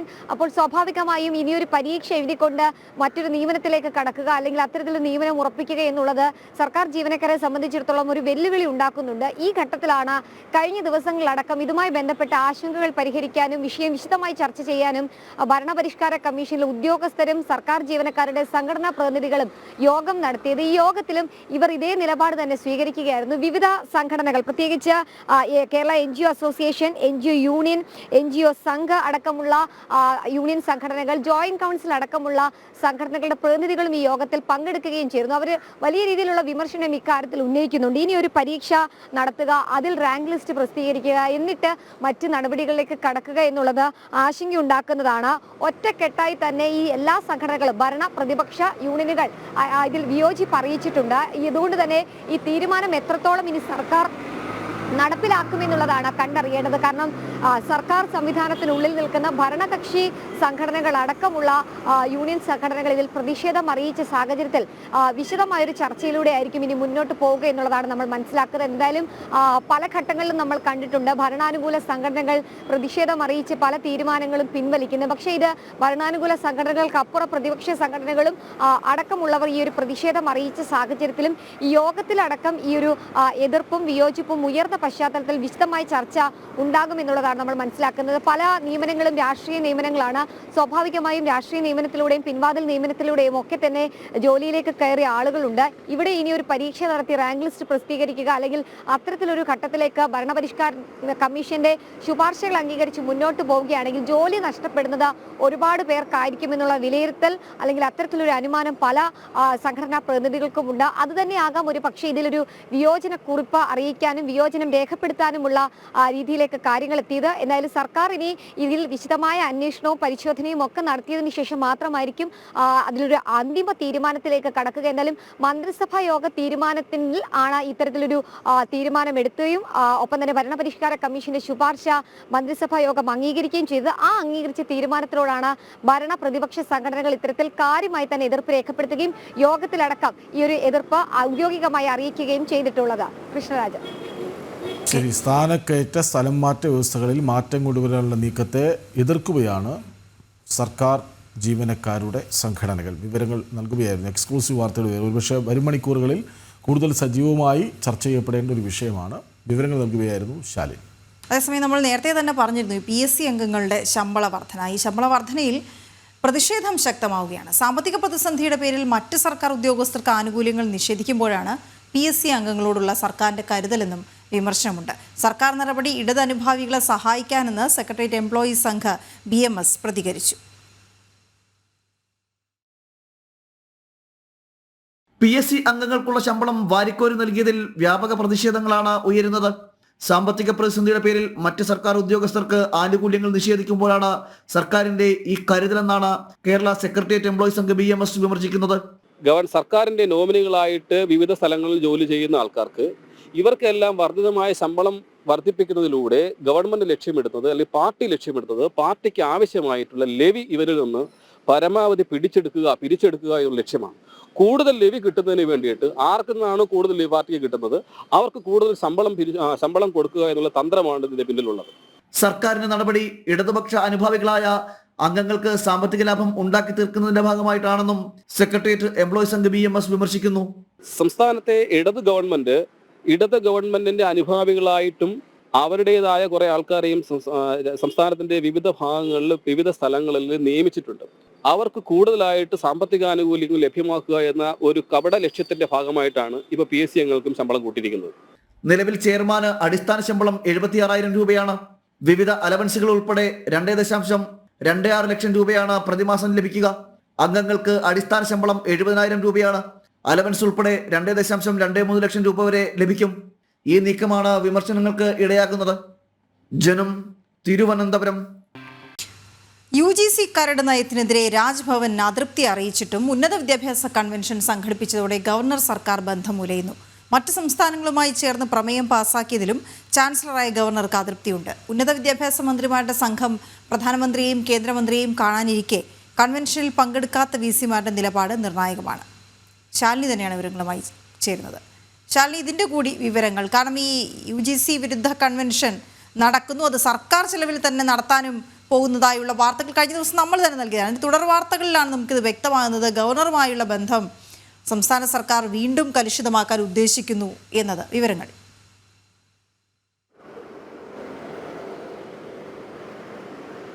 വീണ, ഇന്നലെയാണ് തിരുവനന്തപുരത്ത് UGC വിരുദ്ധ കൺവെൻഷൻ സംസ്ഥാന സർക്കാർ സംഘടിപ്പിച്ചത്.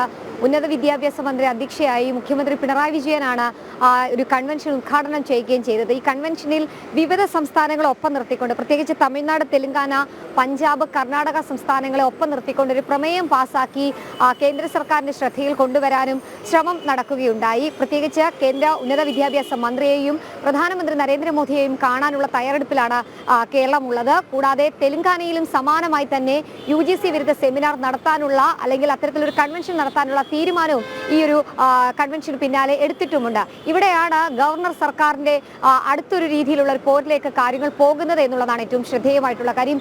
ഈ കൺവെൻഷനുമായി ബന്ധപ്പെട്ട് തലേ ദിവസം പ്രിൻസിപ്പൽ സെക്രട്ടറി, ഉന്നത വിദ്യാഭ്യാസ വകുപ്പ് പ്രിൻസിപ്പൽ സെക്രട്ടറി ഒരു ഉത്തരവ് ഇറക്കിയിരുന്നു. ചില മാർഗനിർദ്ദേശങ്ങളോട് കൂടിയായിരുന്നു ആ ഉത്തരവ്.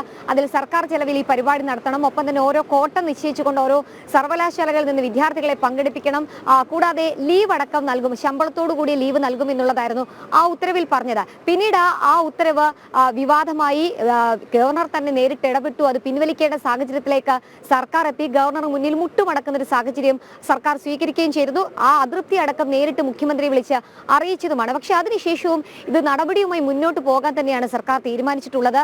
ഇന്നലെ ഇപ്പോൾ യോഗം ഔദ്യോഗികമായി നടന്നു. വിവിധ സംസ്ഥാനങ്ങളെ, പ്രത്യേകിച്ച് BJP ഇതര സംസ്ഥാനങ്ങളെ ഒപ്പം നിർത്തിക്കൊണ്ട് കേന്ദ്രത്തിനെതിരെ ഒരു പടയൊരുക്കാനാണ് സംസ്ഥാന സർക്കാർ ഒരുങ്ങുന്നത്. അതിലാണിപ്പോൾ ഗവർണർക്ക് വലിയ രീതിയിൽ അതൃപ്തിയുള്ളത്. പ്രത്യേകിച്ച് ഭരണഘടനാ പ്രകാരം അല്ലെങ്കിൽ ഭരണ സംവിധാനങ്ങൾ പ്രകാരം ഒരു സംസ്ഥാനത്തിന്റെ ഭരണത്തലവനാണ് ഗവർണർ. അത് മാത്രമല്ല സംസ്ഥാനങ്ങളുടെ എല്ലാ സർവകലാശാലകളുടെയും ചാൻസലറാണ്. ആ ചാൻസലറും ഗവർണറും പറഞ്ഞിട്ട് പോലും സർക്കാർ ചെലവിൽ ഇത്തരത്തിലൊരു പരിപാടി സംഘടിപ്പിച്ചതിലെ അതൃപ്തി ഗവർണർ നേരിട്ട് അറിയിക്കുന്നുണ്ട്. ഒപ്പം തന്നെ ഇത്തരത്തിൽ നടപടികളുമായി മുന്നോട്ട് പോവുകയാണെങ്കിൽ സമാധാനത്തിലും സന്തോഷത്തിലും പോകുന്ന ഗവർണർ സർക്കാർ ബന്ധം ആടി ഉലയും എന്നുള്ളതിൽ സംശയമില്ല. തുടക്കത്തിൽ അദ്ദേഹം പുതിയ ഗവർണറായി കേരളത്തിലേക്ക് എത്തിയപ്പോഴൊക്കെ പറഞ്ഞിരുന്നു ഒരു രീതിയിലും സർക്കാരുമായി അടിയുണ്ടാക്കാനോ അത്തരത്തിൽ ഒരു രീതിക്കും താൻ നിൽക്കില്ല. പക്ഷേ തെറ്റ് കണ്ടാൽ തിരുത്തപ്പെടും എന്നുള്ളൊരു നിലപാട് ഗവർണർ രാജേന്ദ്ര വിശ്വനാഥ് അർലേക്കർ സ്വീകരിച്ചിട്ടുണ്ട്. സമാനമായി തന്നെയാണ് തെറ്റുകൾ ചൂണ്ടിക്കാട്ടി തുടങ്ങിയിരിക്കുന്നു. കൃത്യമായ നടപടിയിലേക്ക് രാജ്ഭവൻ കടക്കുകയും ചെയ്യുകയാണ്. കൃത്യമായി ഫയൽ പഠിച്ചുകൊണ്ട് സർക്കാരിന് ഏതെങ്കിലും തരത്തിൽ വീഴ്ചകൾ ഉണ്ടാകുന്നില്ലെങ്കിൽ അവിടെ ഇടപെടൽ നടത്തുകയാണ് ഗവർണർ. എന്തായാലും ഇക്കാര്യത്തിലും അത്തരത്തിൽ ഗവർണറുടെ ഭാഗത്തു നിന്നും രാജ്ഭവന്റെ ഭാഗത്തു നിന്നും നടപടികൾ ഉണ്ടാകുമെന്നുള്ളതിൽ സംശയമില്ല. ഒരു പക്ഷേ സമാധാനമായി പോകുന്ന ഈ ഒരു ബന്ധത്തിൽ ആടിയുലയുകൾ ഒപ്പം തന്നെ വലിയ രീതിയിലുള്ള സംഘർഷത്തിലേക്ക് കാര്യങ്ങൾ പോകുന്ന ഒരു തുറന്ന പോലേക്ക് ഗവർണർ സർക്കാർ ബന്ധം പോകുന്നു എന്ന് വേണം നമുക്ക് ഈ ഘട്ടത്തിൽ മനസ്സിലാക്കാൻ. പ്രത്യേകിച്ച് ചാൻസലർ കൂടിയായ ഗവർണർ പങ്കെടുക്കാതിരിക്കുന്ന പരിപാടി ഒപ്പം തന്നെ മറ്റ് VC-മാർക്ക് പങ്കെടുക്കണമെങ്കിൽ എടുക്കാമെന്ന് അദ്ദേഹം നിർദ്ദേശം നൽകിയിട്ടുണ്ട്. പക്ഷേ ഒരു VC മാത്രം സംസ്ഥാനത്തെ 14 സർവകലാശാലകളിൽ നിന്ന് ഒരു VC മാത്രമാണ് ഇന്നലെ നടത്തിയ കൺവെൻഷനിൽ പങ്കെടുത്തിട്ടുള്ളത്. ബാക്കി 13 VC-മാരും ഈ പരിപാടിയിൽ നിന്ന് വിട്ടുനിന്നിട്ടുണ്ട്. സ്വാഭാവികമായും ഈ VC-മാർ കൂടി സ്വീകരിക്കുന്ന നടപടികൾ നിർണായകമാണ്. അവരുടെ പ്രതികരണങ്ങൾ നിർണായകമാണ്. പ്രത്യേകിച്ച് ഈ ഒരു UGC കരട് ഭേദഗതിക്കെതിരെ ഏതെങ്കിലും തരത്തിലുള്ള ആശങ്കകളോ നിർദ്ദേശങ്ങളോ ഉണ്ടെങ്കിൽ ഈ മാസം 25-ാം തീയതി വരെ സംസ്ഥാനത്തിന് UGC അറിയിക്കാനുള്ള സമയപരിധി നിൽക്കുമ്പോൾ തന്നെയാണ് ഒരു സംസ്ഥാനം ആദ്യമായി UGC-ക്കെതിരെ കേന്ദ്ര സർക്കാരിനെതിരെ ഒരു പ്രമേയം പാസാക്കുന്നു. അതും ഒരു കൺവെൻഷൻ നടത്തി സർക്കാർ ചെലവിൽ തന്നെ പരിപാടി സംഘടിപ്പിച്ചത് എന്നുള്ളതാണ് ഇതിലൊരു വിരോധാഭാസം. എന്നാലും മറ്റ് സംസ്ഥാനങ്ങൾ കൂടി ചില സംസ്ഥാനങ്ങൾ കൂടി അതിന് ഐക്യദാർഢ്യം കൂടി പ്രഖ്യാപിച്ചത് വലിയ രീതിയിലുള്ള അതൃപ്തിയായി തന്നെ സംസ്ഥാനത്തിന്റെ ഭരണത്തലവൻ കാണുകയാണ്. എന്നാലും വലിയ രീതിയിലുള്ള ഒരു പോരിലേക്ക് കാര്യങ്ങൾ പോകുന്നു.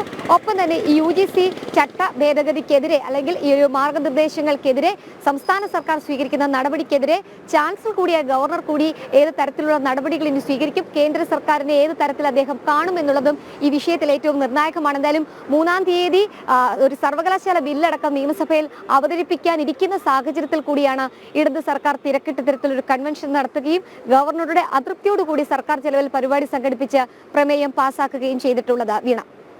ഓക്കെ, ശരി ശാലിനി. കണ്ണൂർ അഴീക്കോട് മിങ്കുന്നിൽ പടക്കം പൊട്ടി 6 പേർക്ക് പരിക്ക്. ഒരാളുടെ നില ഗുരുതരമാണ്.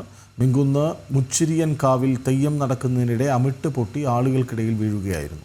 വിവരങ്ങളുമായി മിഥുൻ പിള്ള ഒപ്പം ചേരുന്നു. മിഥുൻ, എന്താണ് ഉണ്ടായത്? കൃഷ്ണരാജ്, ഇന്ന് പുലർച്ചെ ഏതാണ്ട് 4:30യോടുകൂടിയാണ് ഈ ഒരു അപകടം നടന്നത്. അഴീക്കോട് നീർക്കടവ് മീൻകുന്നിലാണ് ഈ ഒരു സംഭവം ഉണ്ടായത്. മീൻകുന്ന് മുച്ചിരിയൻ കാവിൽ ഉത്സവം നടക്കുകയായിരുന്നു. അവിടെ തെയ്യം നടക്കുന്നതിനിടെ അമിട്ട് പൊട്ടിക്കുന്നതിനിടെയാണ് ഇത്തരമൊരു അപകടം ഉണ്ടായത്. അമിട്ട് ആകാശത്ത് പോയി പൊട്ടേണ്ട അമിട്ട് അത് തെറ്റി ആളുകൾ ഇരിക്കുന്ന ഭാഗത്തേക്ക് വീണ് പൊട്ടുകയായിരുന്നു. അവിടെ തെയ്യം കാണാനായി കിണറിന് ചുറ്റുമിരുന്ന ആളുകൾക്കിടയിലേക്കാണ് ഈ അമിട്ട് വന്ന് പൊട്ടിയത്. 6 പേർക്ക് പരിക്കേറ്റിട്ടുണ്ട് എന്നാണ് നമുക്കിപ്പോൾ ലഭിക്കുന്ന വിവരം. ഇതിൽ തന്നെ ഒരാളുടെ നില ഗുരുതരമാണ്. ഈ ആളുകളുടെ ഇടയിലേക്ക് വീണ് പൊട്ടിയതുകൊണ്ട് തന്നെ പല ആളുകൾക്കും കാലുകൾക്കാണ് പരിക്കേറ്റിരിക്കുന്നത്. ഒരാളെ ഗുരുതരമായി പരിക്കേറ്റ ഒരാളെ മംഗലാപുരത്തെ സ്വകാര്യ ആശുപത്രിയിലേക്ക് മാറ്റിയിട്ടുണ്ട്. മറ്റ് പരിക്കേറ്റ ആളുകളെ കണ്ണൂരിലെ മറ്റ് സ്വകാര്യ ആശുപത്രികളിലും പ്രവേശിപ്പിച്ചിട്ടുണ്ട്. അതിൽ ഒരാളുടെ കാല് പൂർണ്ണമായും തകർന്നു എന്നുള്ള രീതിയിൽ വിവരങ്ങൾ പുറത്തു വരുന്നുണ്ട്. ഈ കാലിലേക്കാണ് ഈ അമിട്ട് വന്ന് പൊട്ടുന്നൊരു സാഹചര്യം ഉണ്ടായത്. ഇയാൾക്കാണ് സാരമായി ഇപ്പോൾ പരിക്കേറ്റതായി നമുക്ക് വിവരം ലഭിക്കുന്നത്. ഈ പരിക്കേറ്റ 6 പേരിൽ ഒരു 12 വയസ്സുകാരനായ കുട്ടിയുമുണ്ട് എന്നും പറയുന്നുണ്ട്. അതിലും കൂടുതൽ വിവരങ്ങൾ ഇപ്പോൾ വന്നുകൊണ്ടിരിക്കുന്നുണ്ട്. ഈ 6 പേർക്കാണ് ഇപ്പോൾ പരിക്കേറ്റതെന്നൊരു ഒരു വിവരമാണ് ഇപ്പോൾ പോലീസിന്റെ ഭാഗത്ത് നിന്ന് നമുക്ക് ലഭിക്കുന്നത്. അതേസമയം ഇവിടെ പടക്കം പൊട്ടിക്കാൻ അനുമതി ഉണ്ടായിരുന്നെന്ന കാര്യത്തെ സംബന്ധിച്ചൊരു അവ്യക്തത നിലനിൽക്കുന്നുണ്ട്. സ്വരാജ്, കണ്ണൂർ അഴീക്കോട് ഉത്സവത്തിനിടെ പടക്കം, അതായത് മുകളിൽ പോയി പൊട്ടേണ്ട അമിട്ട് ആൾക്കാർക്കിടയിലേക്ക് വീഴുകയായിരുന്നു. ഒരാളുടെ നില ഗുരുതരമാണ്. ഒരു കുട്ടിക്കും പരിക്കേറ്റു എന്നാണ് മനസ്സിലാക്കുന്നത്. വിവരങ്ങൾ നൽകുകയായിരുന്നു മിഥുൻ പിള്ള. സേവനപാതയിൽ പുതിയ ചുവടുവയ്പുമായി സേവാഭാരതി. മലപ്പുറം ജില്ലയിൽ സേവാഭാരതിക്ക് ഇനി പുതിയ ഓഫീസ്. ലഹരിക്കെതിരെ പോരാട്ടം ശക്തമാക്കുന്നതിന്റെ ഭാഗമായി ഡി അഡിക്ഷൻ കൗൺസിലിംഗ് സെന്ററും മഞ്ചേരിയിൽ തുടങ്ങി. മാനവസേവ, മാധവസേവ ലക്ഷ്യമാക്കി പ്രവർത്തിക്കുന്ന സേവാഭാരതി സേവനമുഖത്ത് പുതിയ അധ്യായങ്ങൾ രചിക്കുന്നു. സേവാഭാരതിക്ക് മഞ്ചേരി മേലാക്കത്ത് പുതിയ ഓഫീസ്. സേവാഭാരതിയുടെ ജില്ലാ ആശ്രയ കേന്ദ്രമായ ഇവിടെ ഇനി സേവനത്തിന്റെ പുതിയ പാതകൾ തുറക്കും. പുനർജനി ഡി അഡിക്ഷൻ കൗൺസിലിംഗ് സെന്ററും ഇതോടൊപ്പം ഉദ്ഘാടനം ചെയ്തു. Manjeri medical college principal doctor Anil Raj ഉദ്ഘാടനം നിർവഹിച്ചു. ഭാരതത്തെ സംബന്ധിച്ചോളം ഇപ്പം ഞാൻ തിരുവനന്തപുരത്താണ്. ഞാൻ ശരിക്കും തൃശ്ശൂർക്കാരനാണ്. പക്ഷെ ഞാൻ 94 മുതൽ തിരുവനന്തപുരത്താണ് താമസിക്കുന്നത്. ഞാൻ അവിടെ തന്നെയായിരുന്നു അധികം ജോലി ചെയ്തിട്ടുള്ളത്. അപ്പോൾ അവിടെ നമ്മൾ നേരത്തെ കാണാറുണ്ട്, അവിടെ ഈ രോഗികൾക്കും കുട്ടികൾക്കും ഭക്ഷണം കൊടുക്കുന്നത്.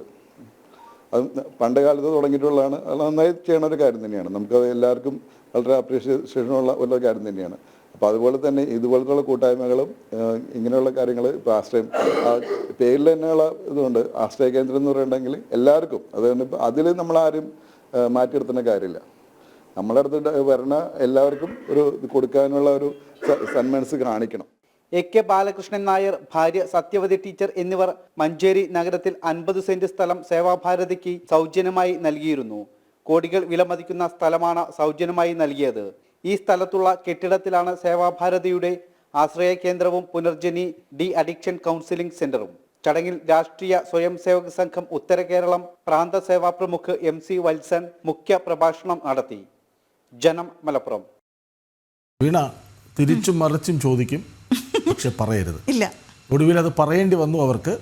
ജിത്തു ജോസഫ് മോഹൻലാൽ കൂട്ടുകെട്ടിൻ്റെ ദൃശ്യം 3 വരുന്നു എന്ന് ഔദ്യോഗികമായി ഇന്നലെ മോഹൻലാൽ ഫേസ്ബുക്ക് പേജിലൂടെ അറിയിച്ചിട്ടുണ്ട്. മലയാളത്തിലെ സൂപ്പർ ഹിറ്റ് ചിത്രം ദൃശ്യത്തിൻ്റെ 3ാം ഭാഗം വരുന്നു. നടൻ മോഹൻലാൽ സോഷ്യൽ മീഡിയയിലൂടെയാണ് ദൃശ്യത്തിൻ്റെ 3ാം ഭാഗം വരുന്ന വിവരം സ്ഥിരീകരിച്ചത്. ഭൂതകാലം ഒരിക്കലും നിശബ്ദമായിരിക്കില്ല എന്ന ടാഗ് ലൈനോട് കൂടിയാണ് പോസ്റ്റ് പങ്കുവച്ചത്. 2013 ജിത്തു ജോസഫ് രചനയും സംവിധാനവും നിർവഹിച്ച ദൃശ്യം റിലീസിനെത്തുന്നത്. മോഹൻലാലും മീനയും മുഖ്യ വേഷങ്ങളിലെത്തിയ ഒരു ക്രൈം ത്രില്ലർ ഗണത്തിൽപ്പെടുന്ന ചലച്ചിത്രം. ഒരു കൊലപാതകവും അതുമായി ബന്ധപ്പെട്ട അന്വേഷണവുമാണ് ചലച്ചിത്രത്തിന്റെ പ്രമേയം. പിന്നീട് 8 വർഷങ്ങൾക്ക് ശേഷം 2021 ദൃശ്യം 2 എത്തുന്നത്. ജിത്തു ജോസഫിന്റെ തന്നെ തിരക്കഥയിൽ ഒരുങ്ങിയ ചിത്രം വലിയ വിജയങ്ങളിൽ ഒന്നായി മാറി. OTT റിലീസായി എത്തിയ ദൃശ്യം 2വിനെ പ്രേക്ഷകർ ഇരുകൈയും നീട്ടി സ്വീകരിച്ചു. 2ാം ഭാഗവും സൂപ്പർ ഹിറ്റായതിനു ശേഷം പ്രേക്ഷകർ 3ാം ഭാഗത്തിനായുള്ള കാത്തിരിപ്പിലായിരുന്നു. ദൃശ്യം 3 കൊണ്ടുവരാനുള്ള ശ്രമത്തിലാണെന്ന് ഒരിക്കൽ മോഹൻലാൽ തന്നെ പറഞ്ഞിരുന്നു. ഇപ്പോൾ ചിത്രത്തിന്റെ 3ാം ഭാഗം എത്തുമെന്ന പ്രഖ്യാപനത്തോടെ ആരാധകർ ആവേശത്തിലാണ്. തന്റെ സോഷ്യൽ മീഡിയ അക്കൗണ്ടിലൂടെ മോഹൻലാൽ തന്നെയാണ് ദൃശ്യത്തിന്റെ 3ാം ഭാഗം വരുന്ന വിവരം സ്ഥിരീകരിച്ചത്. ഭൂതകാലം ഒരിക്കലും നിശബ്ദമായിരിക്കില്ല എന്ന ടാഗ് ലൈനോടുകൂടിയാണ് പോസ്റ്റ് പങ്കുവച്ചിട്ടുള്ളത്. ജനം, കൊച്ചി. പുതിയ മണിക്കൂറിലേക്ക് നമ്മൾ കടക്കുന്നു. 8 മണി. ഈ മണിക്കൂറിലെ പ്രധാന വാർത്ത. ഡൽഹിയിൽ ആദ്യ മന്ത്രിസഭാ യോഗത്തിൽ സുപ്രധാന പ്രഖ്യാപനങ്ങൾ നടത്തി മുഖ്യമന്ത്രി രേഖ ഗുപ്ത. ആയുഷ്മാൻ ഭാരത് ഡൽഹിയിലും നടപ്പാക്കും. AP സർക്കാരിന്റെ ധൂർത്ത് വ്യക്തമാക്കുന്ന CAG റിപ്പോർട്ട് നിയമസഭയിൽ വയ്ക്കാനും തീരുമാനം.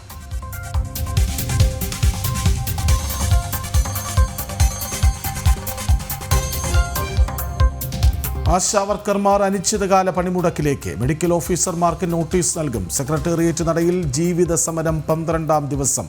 ലക്ഷ്യം കാണും വരെ പിന്നോട്ടില്ലെന്ന് പ്രഖ്യാപനം.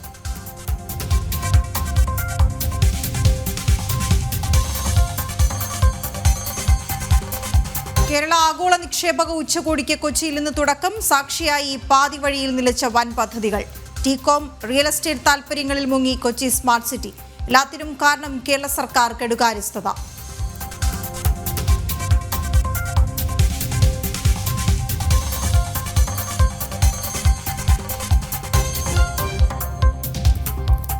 കാക്കനാട്ടെ കസ്റ്റംസ് ക്വാർട്ടേഴ്സിലെ കൂട്ടമരണത്തിൽ ദുരൂഹത. അമ്മയെ കൊന്ന ശേഷം അഡീഷണൽ കമ്മീഷണർ ആത്മഹത്യ ചെയ്തതെന്ന് നിഗമനം. സഹോദരിയുടെ അടക്കം 3 പേരുടെയും പോസ്റ്റ്മോർട്ടം ഇന്ന്.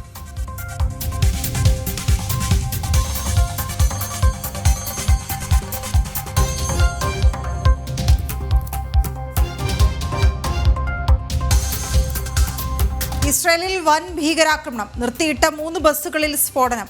ആളപായമില്ല. തിരിച്ചടിക്കാൻ ഉത്തരവിട്ട ബെഞ്ചമിൻ നെതന്യാഹു.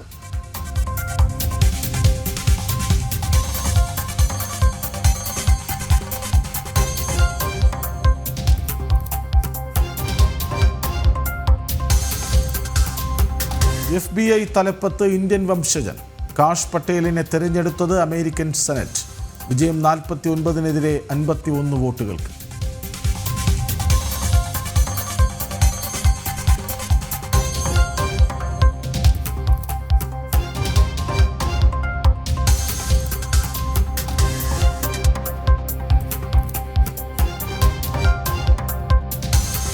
ചാമ്പ്യൻസ് ട്രോഫിയിൽ ഇന്ത്യക്ക് വിജയത്തുടക്കം. ബംഗ്ലാദേശിനെ തോൽപ്പിച്ചത് 6 വിക്കറ്റിന്. ഗില്ലിന് സെഞ്ചുറി, ഷമിക്ക് 5 വിക്കറ്റ്. രഞ്ജി ട്രോഫിയിൽ 29 റൺസിനിടെ 3 വിക്കറ്റ് വീഴ്ത്തിയാൽ കേരളം ഫൈനലിൽ.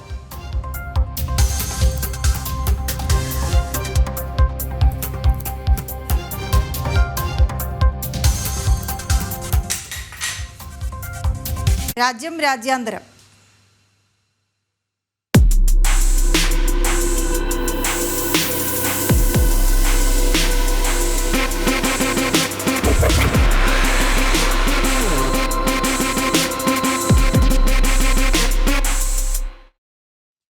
ഇസ്രായേലിൽ ഭീകരാക്രമണം. ബത്യാമിലും ഹോലോണിലും നിർത്തിയിട്ടിരുന്ന 3 ബസ്സുകളിൽ വൻ സ്ഫോടനം. 2 ബസ്സുകളിൽ സ്ഥാപിച്ച സ്ഫോടക വസ്തുക്കൾ പ്രതിരോധ സേന നിർവീര്യമാക്കി.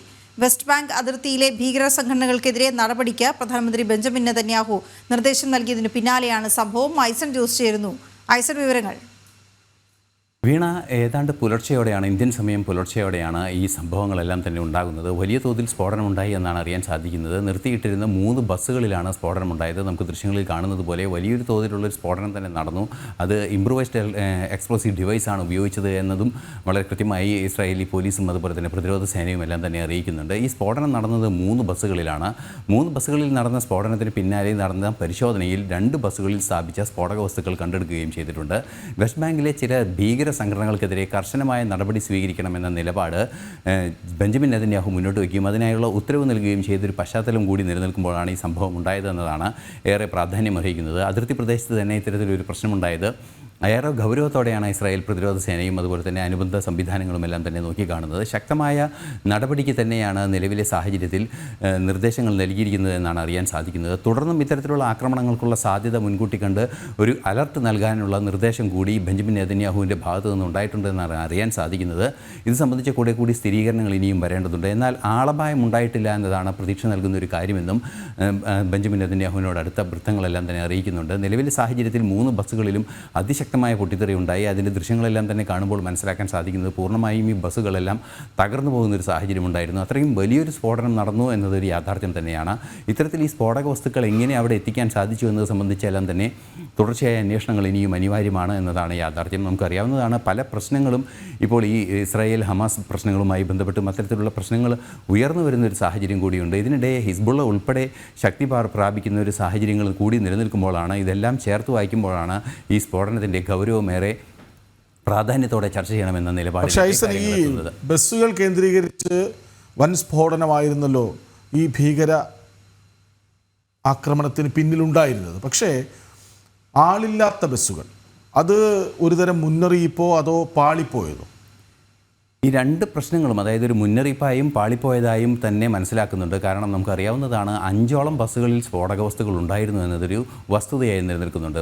നമുക്കറിയാവുന്നതാണ് 3 ബസ്സുകളിൽ ഇത് പൊട്ടിത്തെറിച്ചു. 2 ബസ്സുകളിൽ നിന്നും അത് പ്രതിരോധ സേന നിർവീര്യമാക്കി. ഇനിയും കൂടുതൽ അത് ലഭിച്ചിട്ടുണ്ട് എന്ന ചില അനൗദ്യോഗികമായ റിപ്പോർട്ടുകളെല്ലാം തന്നെ വരുന്നുണ്ടെങ്കിലും 5 ബസ്സുകളിൽ സ്ഫോടക വസ്തുക്കൾ ഉണ്ടായിരുന്നു എന്ന് ഇസ്രായേൽ പ്രതിരോധ സേന വളരെ കൃത്യമായി അറിയിക്കുന്നുണ്ട്. അങ്ങനെ ഒരു സാഹചര്യത്തിൽ ഒരു പക്ഷേ ഇത് ഉദ്ദേശിച്ചതിനേക്കാൾ മുമ്പ് പൊട്ടിത്തെറിക്കുകയോ അല്ലെങ്കിൽ എന്തെങ്കിലും അതിൻ്റെ ടൈമർ സംവിധാനങ്ങളിൽ എന്തെങ്കിലും സാങ്കേതിക വരികയോ ചെയ്തതായിരിക്കാം എന്നൊരു സൂചനയെല്ലാം തന്നെ പുറത്തു വരുന്നുണ്ട്. അതേസമയം മറ്റൊരു പ്രധാന വിഷയം എടുത്തു പറയേണ്ടത്, ഏറെ ഗൗരവത്തോടെ എടുത്തു പറയേണ്ട ഒരു പ്രധാന കാര്യം എന്ന് പറയുന്നത്, ഇത്തരത്തിൽ ഈ ആസൂത്രണം ചെയ്യപ്പെട്ടിരിക്കുന്നത് ബസ്സുകളിലാണ് എന്ന് തന്നെയാണ്. ബസ്സുകളിൽ ആസൂത്രണം ചെയ്യുന്നു എന്ന് പറയുമ്പോൾ നിരവധി പേർ യാത്ര ചെയ്യുന്ന 40ഓളം പേർ സാമാന്യമായും യാത്ര ചെയ്യുന്ന ബസ്സുകളിലെയാണ് ലക്ഷ്യം വെച്ചിരിക്കുന്നത് എന്നത് ഏറെ ഗൗരവമുണ്ട്. അപ്പോൾ അങ്ങനെ 40ഓളം പേരെ ലക്ഷ്യം വയ്ക്കുകയാണെങ്കിൽ 100ലേറെ പേരുടെ മരണം റിപ്പോർട്ട് ചെയ്യപ്പെടാവുന്ന അത്രയും ഭീതിജനകമായൊരു സ്ഫോടനത്തിലേക്ക് കാര്യങ്ങൾ കൊണ്ടുപോകുക എന്ന ലക്ഷ്യം അതിൻ്റെ പിന്നിലുണ്ടായിരുന്നു എന്ന് കൃത്യമായി നിരീക്ഷിക്കപ്പെടുന്നുണ്ട്. അത്തരമൊരു സാധാരണക്കാരായ മനുഷ്യരുടെ ശരീരം ചിഹ്നിച്ചു തരണം, അതിലൂടെ ഇസ്രയേലിനെ വല്ലാതെ ചൊടിപ്പിക്കണം.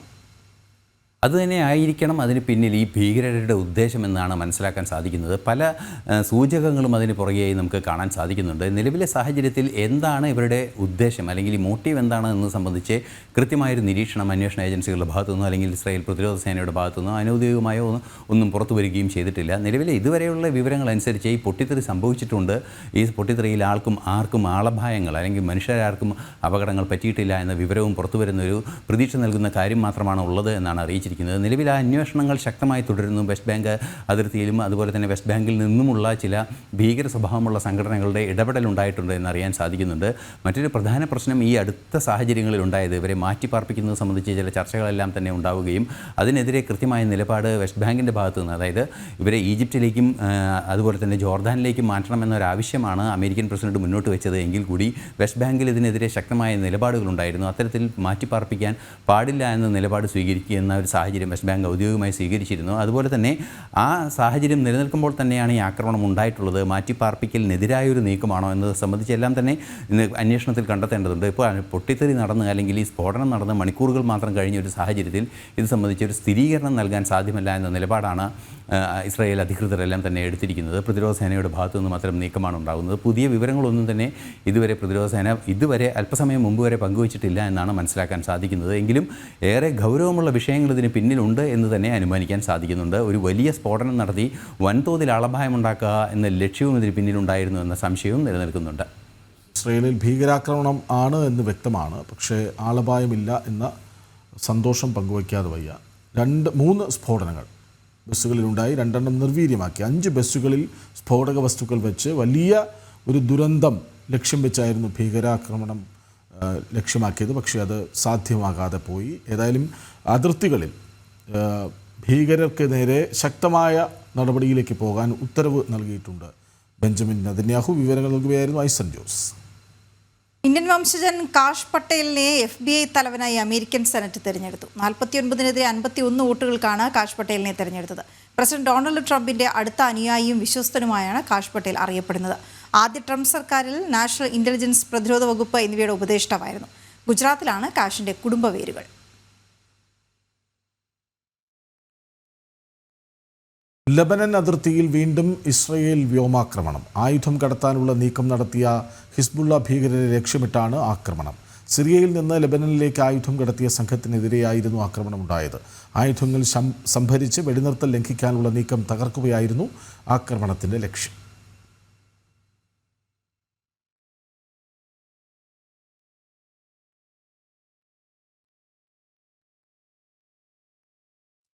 ന്യൂമോണിയ ബാധിതനായി ചികിത്സയിൽ തുടരുന്ന ഫ്രാൻസിസ് മാർപ്പാപ്പയുടെ ആരോഗ്യനിലയിൽ പുരോഗതി. പനി മാറിയെന്നും അണുബാധ നിയന്ത്രണ വിധേയമെന്നും വത്തിക്കാൻ അറിയിച്ചു.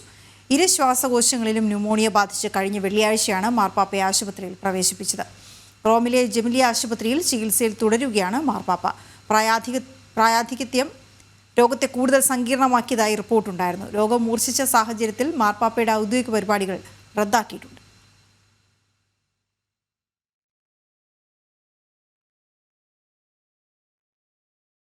ഇടവേളയ്ക്ക് ശേഷം തിരിച്ചെത്താം.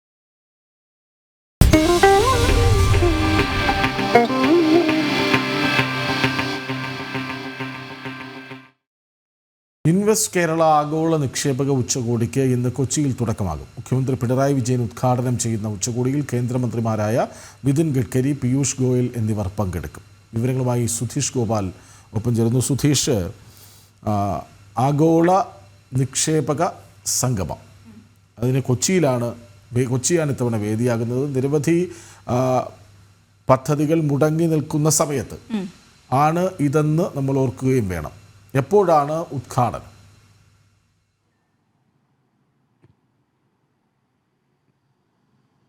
കൃഷ്ണ, രാവിലെ 10 മണിക്കാണ് മുഖ്യമന്ത്രി കൊച്ചിയിൽ നടക്കുന്ന ചടങ്ങിൽ ഇതിൻ്റെ ഉദ്ഘാടനം നിർവഹിക്കുന്നത്. ഇത് 26 രാജ്യങ്ങളിൽ നിന്നുള്ള 3000-ഓളം പ്രതിനിധികൾ പങ്കെടുക്കുന്നുണ്ട്. 3 രാജ്യങ്ങളിൽ നിന്നുള്ള മന്ത്രിതല സംഘം അടക്കം പങ്കെടുക്കുന്നുണ്ട് എന്നതാണ് ഇതിൽ പറയുന്നത്. ഇതിൽ കേന്ദ്രമന്ത്രിമാരായ നിതിൻ ഗഡ്കരിയും പീയൂഷ് ഗോയലും അടക്കം ചടങ്ങിൽ പങ്കെടുക്കുന്നുണ്ട്. വലിയ പ്രതീക്ഷയോടെയാണ് സംസ്ഥാന സർക്കാർ ഇത് മുന്നോട്ട് വെക്കുന്നത്. വലിയ രീതിയിലുള്ള നിക്ഷേപം കേരളത്തിലേക്ക് എത്തും എന്നതാണ് പി രാജീവ് കഴിഞ്ഞ ദിവസവും ചൂണ്ടിക്കാണിച്ചത്. എന്നാൽ നമുക്ക് പറയാനുള്ളത് നിരവധി ഇതുപോലെ കൊട്ടിഘോഷിച്ച സ്മാർട്ട് സിറ്റി പോലത്തെ പദ്ധതികളൊക്കെയും പാതി വഴിയിൽ ഉപേക്ഷിച്ചു പോയ ഒരു ചരിത്രം കേരളത്തിലുണ്ട്. ഇന്നും നിരവധി വ്യവസായ കേന്ദ്രങ്ങൾ അടച്ചുപൂട്ടി കിടക്കുന്ന സാഹചര്യമുണ്ട്. കൊച്ചിയിലായാലും സമീപ ജില്ലകളിലും എല്ലാം തന്നെ അത് നമുക്ക് കാണാൻ കഴിയുന്നതുമാണ്. അപ്പോൾ തന്നെയാണ് പുതിയ സ്വകാര്യ നിക്ഷേപങ്ങളെ കൊണ്ടുവരുന്നു. വിദേശത്തു നിന്ന് അടക്കമുള്ള നിക്ഷേപങ്ങളെ വലിയ രീതിയിൽ കൊണ്ടുവരാൻ സാധിക്കും എന്ന തരത്തിൽ വ്യവസായ മന്ത്രി ഇത് മുന്നോട്ട് വെക്കുന്നത്. ഇത് ടൂറിസം, IT മേഖല, ആരോഗ്യ മേഖലയിലെല്ലാം വലിയ കുതിപ്പുണ്ടാക്കും എന്നതാണ് ഇവർ ചൂണ്ടിക്കാണിക്കുന്നതും. ഇതിലെ പ്രത്യേക പരിഗണനയായി 20 വിഷയങ്ങൾ ഇവർ മുന്നോട്ട് വെക്കുന്നുണ്ട്. അതിൻ്റെ അടിസ്ഥാനത്തിലാവും പ്രിഫറൻസ് നിശ്ചയിക്കുക എന്ന് പറയുന്നു. അതോടൊപ്പം തന്നെ വിവിധ രാജ്യങ്ങളിൽ നിന്നുള്ള പ്രതിനിധികളുമായിട്ടുള്ള B2B ചർച്ചകൾ അടക്കം നടക്കും എന്നതാണ് ഇവർ ചൂണ്ടിക്കാണിക്കുന്നത്. എന്തുതന്നെയായാലും വലിയ രീതിയിൽ ആർഭാടമായി തന്നെ സംഘടിപ്പിക്കുന്നു. അതോടൊപ്പം തന്നെ അത് വലിയ നേട്ടം കേരളത്തിന് ഉണ്ടാക്കുമെന്നാണ് സംസ്ഥാന സർക്കാർ ഇപ്പോൾ മുന്നോട്ട് വെക്കുന്ന അവകാശവാദം. കൃഷ്ണരാജ്. അതേസമയം സുധീഷ്, ഉച്ചകോടിക്ക് തുടക്കമാകുമ്പോൾ പാതിവഴിയിലായ നിരവധി നിക്ഷേപ പദ്ധതികളാണ് മുന്നിലുള്ളത്. സർക്കാരിന്റെ കെടുകാര്യസ്ഥതയിൽ സംസ്ഥാനത്തിന് നഷ്ടമായത് വൻ നിക്ഷേപ പദ്ധതികളാണ്. കൊട്ടിഘോഷിച്ചു കൊണ്ടുവന്ന കൊച്ചി സ്മാർട്ട് സിറ്റി പദ്ധതി ടികോമിന്റെ റിയൽ എസ്റ്റേറ്റ് താല്പര്യങ്ങൾക്ക് മാത്രമായപ്പോൾ യുവാക്കളുടെ തൊഴിൽ സ്വപ്നങ്ങളെല്ലാം തച്ചുടയ്ക്കപ്പെടുകയും ചെയ്തിരുന്നു. സുധീഷ്, ഈ ഒരു സാഹചര്യം കൂടി നിലനിൽക്കുമ്പോഴാണ് ഈ ആഗോള നിക്ഷേപക ഉച്ചകോടിക്ക് അതായത് ഉച്ചകോടി നടക്കുന്ന അതേ ഇടത്ത് അതെ നമ്മൾ ഏറെ പ്രതീക്ഷ വച്ച പദ്ധതികൾ എത്രയാണ് മുടങ്ങിക്കിടക്കുന്നത്. കാട് കയറി നശിക്കുന്ന പലയിടങ്ങളും ഈ പദ്ധതിക്കായി മാറ്റിവെച്ച ഇടങ്ങളിലൊക്കെയും അത് റിയൽ എസ്റ്റേറ്റ് താല്പര്യങ്ങൾ മാത്രമാണ് എന്ന് വീണ്ടും വീണ്ടും തെളിഞ്ഞുകൊണ്ടിരിക്കുന്ന ഒരു ഘട്ടം കൂടിയാണ് സുധീഷ് ഇത്.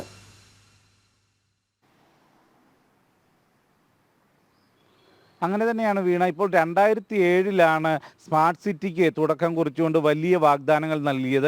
90,000 തൊഴിലവസരങ്ങളായിരുന്നു വാഗ്ദാനം ചെയ്ത്. 80 ലക്ഷം ചതുരശ്ര അടിയിലുള്ള കെട്ടിടങ്ങൾ നിർമ്മിക്കും. വലിയ വലിയ വാഗ്ദാനങ്ങളായിരുന്നു. എന്നാൽ അത് ടീകോവിന് വേണ്ടി ഒരു തരത്തിലും ന്യായീകരിക്കാൻ വയ്യാത്ത വീഴ്ച വരുത്തിക്കൊണ്ട് സർക്കാർ അത് പൂർണ്ണമായും വഴിയാധാരമാക്കി എന്ന് തന്നെ നമുക്ക് പറയേണ്ടി വരും. ആ രീതിയിൽ അവസാനം വലിയ രീതിയിൽ തട്ടിപ്പ് നടത്തിയ ടീകോമിന് തന്നെ നഷ്ടപരിഹാരം നൽകിക്കൊണ്ട് ആ പദ്ധതി വഴിയിൽ ഉപേക്ഷിക്കുന്ന ഒരു സാഹചര്യം. ഇപ്പോൾ 2022 ഇതുമായി ബന്ധപ്പെട്ട ചർച്ച നടത്തുമ്പോൾ ഇതിൻ്റെ ഒരു പൂർത്തീകരണം എന്നെന്ന് പോലും പറയാൻ തയ്യാറായിരുന്നില്ല. അതും വളരെ സൗജന്യമായി ഭൂമി വിട്ടുകൊടുക്കുമ്പോൾ അത് മറിച്ചു വിൽക്കാനുള്ള ശ്രമങ്ങൾ പോലും ഇതിൽ ടീകോമിൻ്റെ ഭാഗത്തു നിന്നുണ്ടായി. അത്തരം വലിയ കെടുകാര്യസ്ഥത ഈ കാര്യങ്ങളെ നിയന്ത്രിക്കുന്നതിൽ സംസ്ഥാന സർക്കാരിൻ്റെ ഭാഗത്തും ഉണ്ടായി. ഇതേ സാഹചര്യത്തിൽ തന്നെ നമുക്ക് പറയേണ്ടതുണ്ട്, പരമ്പരാഗത വ്യവസായങ്ങളടക്കം നിലനിൽക്കുന്ന ഇന്നത്തെ ഒരു പ്രതിസന്ധി. കയർമേള എന്ന് സംഘടിപ്പിച്ചുകൊണ്ട് വലിയ രീതിയിൽ കയർ മേഖലയിൽ ഉയർച്ച ഉണ്ടാക്കുമെന്ന് പറഞ്ഞെങ്കിലും ഇപ്പോൾ ഏതാണ്ട് 4 വർഷത്തിലധികമായി കയർ മേളയും പൂർണ്ണമായും നിലച്ചിരിക്കുകയാണ്. പലതും തുടങ്ങുന്നുണ്ടെങ്കിലും അതിൻ്റെ ഒരു പൂർത്തീകരണത്തിലേക്ക് എത്തുന്നില്ല. ഇല്ലെങ്കിൽ അത് ലക്ഷ്യം കാണുന്നതിന് മുമ്പ് തന്നെ പുതിയ പദ്ധതികളിലേക്കും പുതിയ നയസമീപനങ്ങളിലേക്കും മാറുന്നു എന്നത് തന്നെയാണ് എടുത്തു പറയേണ്ടത്. പ്രത്യേകിച്ചും 2ാം പിണറായി സർക്കാരിന് നയമാറ്റങ്ങൾ വളരെ കൂടുതലായി ഉണ്ട്. അത് പല പദ്ധതികളെയും പാതി വഴിയിലാക്കുന്നു. ഇപ്പോൾ തന്നെ കിഫ്ബിയിൽ തുടങ്ങിയ വലിയ വരുമാന സ്രോതസ്സായി മാറും എന്നൊക്കെ പറഞ്ഞ പല പദ്ധതികളും പാതി വഴിയിൽ മുടങ്ങിക്കിടക്കുകയാണ്. കിഫ്ബി ഫണ്ട് വരുന്നില്ല എന്നതാണ് പറയുന്നത്. അതിന് സമാനമായി തന്നെയാണ് വ്യവസായ സ്ഥാപനങ്ങൾ. നിരവധിയായ വ്യവസായ സ്ഥാപനങ്ങൾ, പോലുള്ള നിരവധി സ്ഥാപനങ്ങൾ അതിന് ഉദാഹരണമാണ്. ആ രീതിയിൽ തന്നെ സ്പിന്നിംഗ് മില്ലുകൾ തന്നെ നിരവധി എണ്ണം പൂട്ടിക്കിടക്കുന്നു, ഇല്ലെങ്കിൽ നഷ്ടത്തിലായിരിക്കുന്നു. ഈ ഒരു സാഹചര്യത്തിൽ തന്നെയാണ് വലിയ നിക്ഷേപ സംഗമം സംഘടിപ്പിച്ചുകൊണ്ട് വളരെ ആർഭാടകരമായി ഇങ്ങനെ ഒരു ഉച്ചകോടി കൊച്ചിയിൽ നടക്കുന്നത്. 2 ദിവസമായാണ് നടക്കുന്നത്. ഒരു പക്ഷേ സംസ്ഥാന സർക്കാരിൻ്റെ പ്രവർത്തനം പോലും പൂർണ്ണമായും ഇതിനെ കൂടി ബന്ധപ്പെട്ടായിരിക്കും 2 ദിവസം നടക്കാം. മുഖ്യമന്ത്രി ഇന്നലെ കൊച്ചിയിൽ എത്തിയതാണ്. ഇതിന് ശേഷം മാത്രമേ മടങ്ങിപ്പോകൂ എന്ന് പറയുന്നു. ചീഫ് സെക്രട്ടറി അടക്കമുള്ളവരും കൊച്ചിയിലേക്ക് എത്തുമെന്ന് പറയുന്നു. ആ രീതിയിൽ പൂർണ്ണമായും സർക്കാരിൻ്റെ മറ്റ് പ്രവർത്തനങ്ങളൊക്കെ തന്നെ സ്തംഭിപ്പിച്ചുകൊണ്ടുകൂടിയാണ് ഈ ഉച്ചകോടി മുന്നോട്ട് പോകുന്നതെന്ന് കൂടി നമുക്ക് ചൂണ്ടിക്കാണിക്കേണ്ടി വരും. വീണ. ഓക്കെ, ശരി സുധീഷ്. ജോലി വാഗ്ദാനം നൽകി ലക്ഷങ്ങൾ കൈപ്പറ്റിയ കൊല്ലത്തെ മുസ്ലിം ലീഗ് നേതാവ് മുൻപും തട്ടിപ്പ് നടത്തിയതിൻ്റെ വിവരങ്ങൾ പുറത്ത്. ഹജ്ജിന് കൊണ്ടുപോകാമെന്ന് പറഞ്ഞ് പണം വാങ്ങി പറ്റിച്ചത് നിരവധി പേരെയാണ്. മുസ്ലിം ലീഗിൻ്റെ സമുന്നതരായ നേതാക്കളടക്കം പ്രചാരണത്തിൻ്റെ ഭാഗമായിരുന്നു. ഇരയായവർ ലീഗിൻ്റെ സംസ്ഥാന നേതൃത്വത്തെ കണ്ട് പരാതി പറഞ്ഞെങ്കിലും നടപടി ഉണ്ടായില്ല. എം മനോജിൻ്റെ റിപ്പോർട്ട്. ജോലി വാഗ്ദാനം ചെയ്ത് 25 ലക്ഷം രൂപ തട്ടിയെടുത്ത മുസ്ലിം ലീഗിൻ്റെ നേതാവായിട്ടുള്ള അബ്ദുൽ വഹാബ് ചില്ലറക്കാരനായിരുന്നില്ല എന്നാണ് ഈ വിവരങ്ങൾ പരിശോധിക്കുമ്പോൾ മനസ്സിലാകുന്നത്. അതായത് മുൻപും പല രീതിയിൽ അദ്ദേഹം തട്ടിപ്പുകൾ നടത്തിയിട്ടുള്ളതായാണ് ഇപ്പോൾ വിവരങ്ങൾ പുറത്തു വരുന്നത്. അങ്ങനെ ഒരു തട്ടിപ്പിന് ഇരയായിട്ടുള്ള ഒരു വ്യക്തി ചവറ സ്വദേശിയായിട്ടുള്ള അബ്ദുൾ റസാഖ് അദ്ദേഹം ഇപ്പോൾ എന്നോട് ഒപ്പം ഉണ്ട്. എന്തായാലും ഈ ഒരു തട്ടിപ്പ്, അതായത് ഇത് ആദ്യമായിട്ടല്ല ഇദ്ദേഹം നടത്തിയിട്ടുള്ളത്. 2018 ഹജ്ജിന് കൊണ്ടുപോകാമെന്നും പറഞ്ഞ് 40ഓളം പേരുടെ കയ്യിൽ നിന്നും 3,65,000 രൂപ വീതം അയാൾ വാങ്ങിച്ചു. അങ്ങനെ കൊണ്ടുപോകാൻ കഴിഞ്ഞില്ല എന്ന് പറയുമ്പോൾ ആ പൈസ ഒന്നും ഹജ്ജിന് വേണ്ടി അയാൾ അടച്ചില്ല. കാരണം കോൺസുലേറ്റിൽ അടച്ച് ഹജ്ജിൻ്റെ ഫീസൊക്കെ അടയ്ക്കേണ്ടതാണ്. അതൊന്നും അടയ്ക്കാതെ തട്ടിപ്പിലൂടെ അയാൾ സ്വന്തമാക്കുകയാണ് ചെയ്തത്. അങ്ങനെ യാത്ര മുടങ്ങി. അതിനുശേഷം പൈസ എല്ലാവർക്കും തിരിച്ചു കൊടുക്കാമെന്ന് പറഞ്ഞെങ്കിലും അയാൾ ഇതുവരെ 2018 ശേഷം ഇതുവരെയും പൈസ കൊടുത്തിട്ടില്ല. ആളുകളെല്ലാം കയറിയിറങ്ങി നടക്കുകയാണ്, ഇതുവരെ കിട്ടിയിട്ടില്ല. അങ്ങനെ വഞ്ചിതരായ നിരവധി പേര് നമ്മുടെ എടപ്പള്ളിക്കോട്ട, ശാസ്താംകോട്ട, തിരുവനന്തപുരം ഭാഗത്ത് ഉണ്ട്. തിരുവനന്തപുരത്തു നിന്നും നിരവധി സ്ത്രീകളുടെ കയ്യിൽ നിന്നാണ് അയാൾ പൈസ കൈപ്പറ്റിയിരിക്കുന്നത്.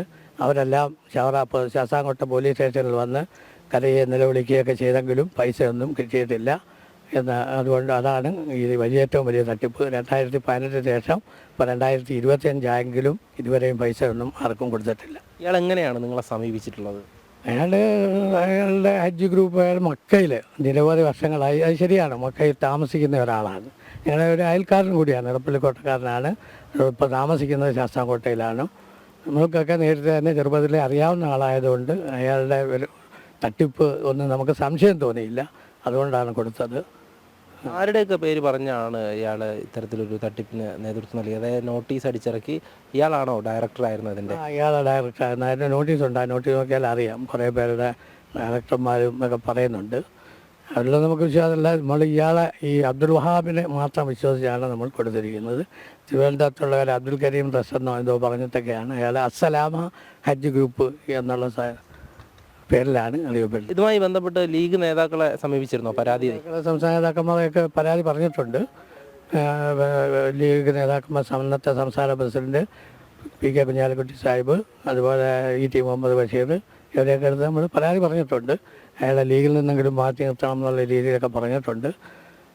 എന്തെങ്കിലും നടപടി ഉണ്ടായിട്ടുണ്ടോ? അവരിൽ നിന്നും അവർ കാശ് തിരിച്ചു കൊടുക്കണം എന്നൊക്കെ അയാളുടെ അടുത്ത് ആവശ്യപ്പെട്ടിട്ടുണ്ട് എന്നല്ലാതെ വേറെ മറ്റ് നടപടിയൊന്നും അവരിൽ നിന്നും ഉണ്ടായിട്ടില്ല. ഇപ്പോൾ നിങ്ങൾ ഉൾപ്പെടെ എത്ര പേരിൽ നിന്നാണ് ഈ പണം നഷ്ടപ്പെട്ടിട്ടുള്ളത്? 40ഓളം പേര് ഉണ്ട്. 40ഓളം പേരിൽ ചിലർക്കൊക്കെ കാശ് തിരിച്ചു കൊടുത്തിട്ടുണ്ട്. എന്നാലും ഒരു 30ഓളം പേർക്ക് ഇപ്പോഴും കാശ് കിട്ടാനുണ്ട്. 30ഓളം പേരെന്ന് പറയുമ്പോൾ അവരിൽ നിന്നൊക്കെ എത്രയായിരിക്കും? 65,000, 3,65,000 ഒരാളിൽ നിന്ന്. അങ്ങനെ 40ഓളം പേരുടെ കയ്യിൽ നിന്ന് വാങ്ങിച്ചു. ഇത് മാത്രമല്ല, പല രീതിയിൽ ഇയാൾ തട്ടിപ്പ് നടത്തിയിട്ടുണ്ടെന്നാണ് ഇപ്പോൾ ഓരോ വിവരങ്ങൾ വരുന്നതല്ലേ? അങ്ങനെ ഒക്കെ കേൾക്കുന്നു. എന്തായാലും ഇതിൽ ഇപ്പോൾ ശക്തമായിട്ടുള്ള നടപടി വേണം. നിങ്ങൾക്ക് പണം തിരിച്ചു കിട്ടണമെന്നല്ലേ ആവശ്യം? അതിനുവേണ്ടി നമ്മൾ കോടതി കേസിലാണ്, അതിൻ്റെ ഒരു കേസിനാണ് ഇവിടെ വന്നത്. കേസ് പല പ്രാവശ്യം വിളിച്ചെങ്കിലും ഹാജരായിട്ടില്ല. വക്കീൽ മാത്രമാണ് ഹാജരാകുന്നത്.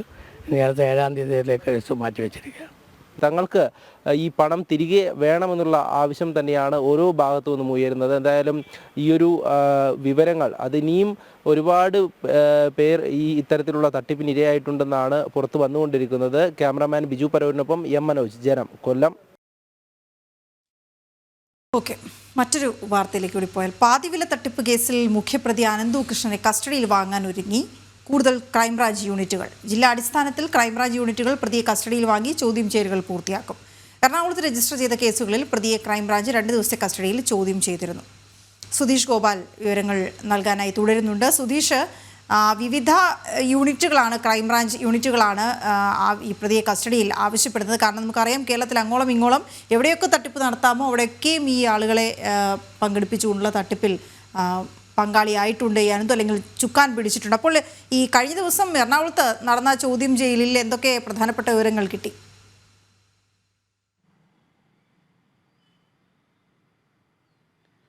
വീണ, ഇപ്പോൾ ഏതാണ്ട് 160 കോടിയിലധികം രൂപയുടെ തട്ടിപ്പാണ് ഈ പാതിവില എന്ന വാഗ്ദാനത്തിലൂടെ നടന്നിട്ടുള്ളതെന്നതാണ് ഇതുവരെയുള്ള ഒരു നിഗമനം. അതുമായി ബന്ധപ്പെട്ട പരാതികളുമാണ് ലഭിച്ചിരിക്കുന്നത്. ഈ പരാതിയുമായി ബന്ധപ്പെട്ടാണ് 2 ദിവസത്തേക്ക് ക്രൈംബ്രാഞ്ച് SP സോജന്റെ നേതൃത്വത്തിലുള്ള സംഘം അനന്തകൃഷ്ണനെ കസ്റ്റഡിയിൽ വാങ്ങുകയും ചോദ്യം ചെയ്യുകയും ചെയ്തത്.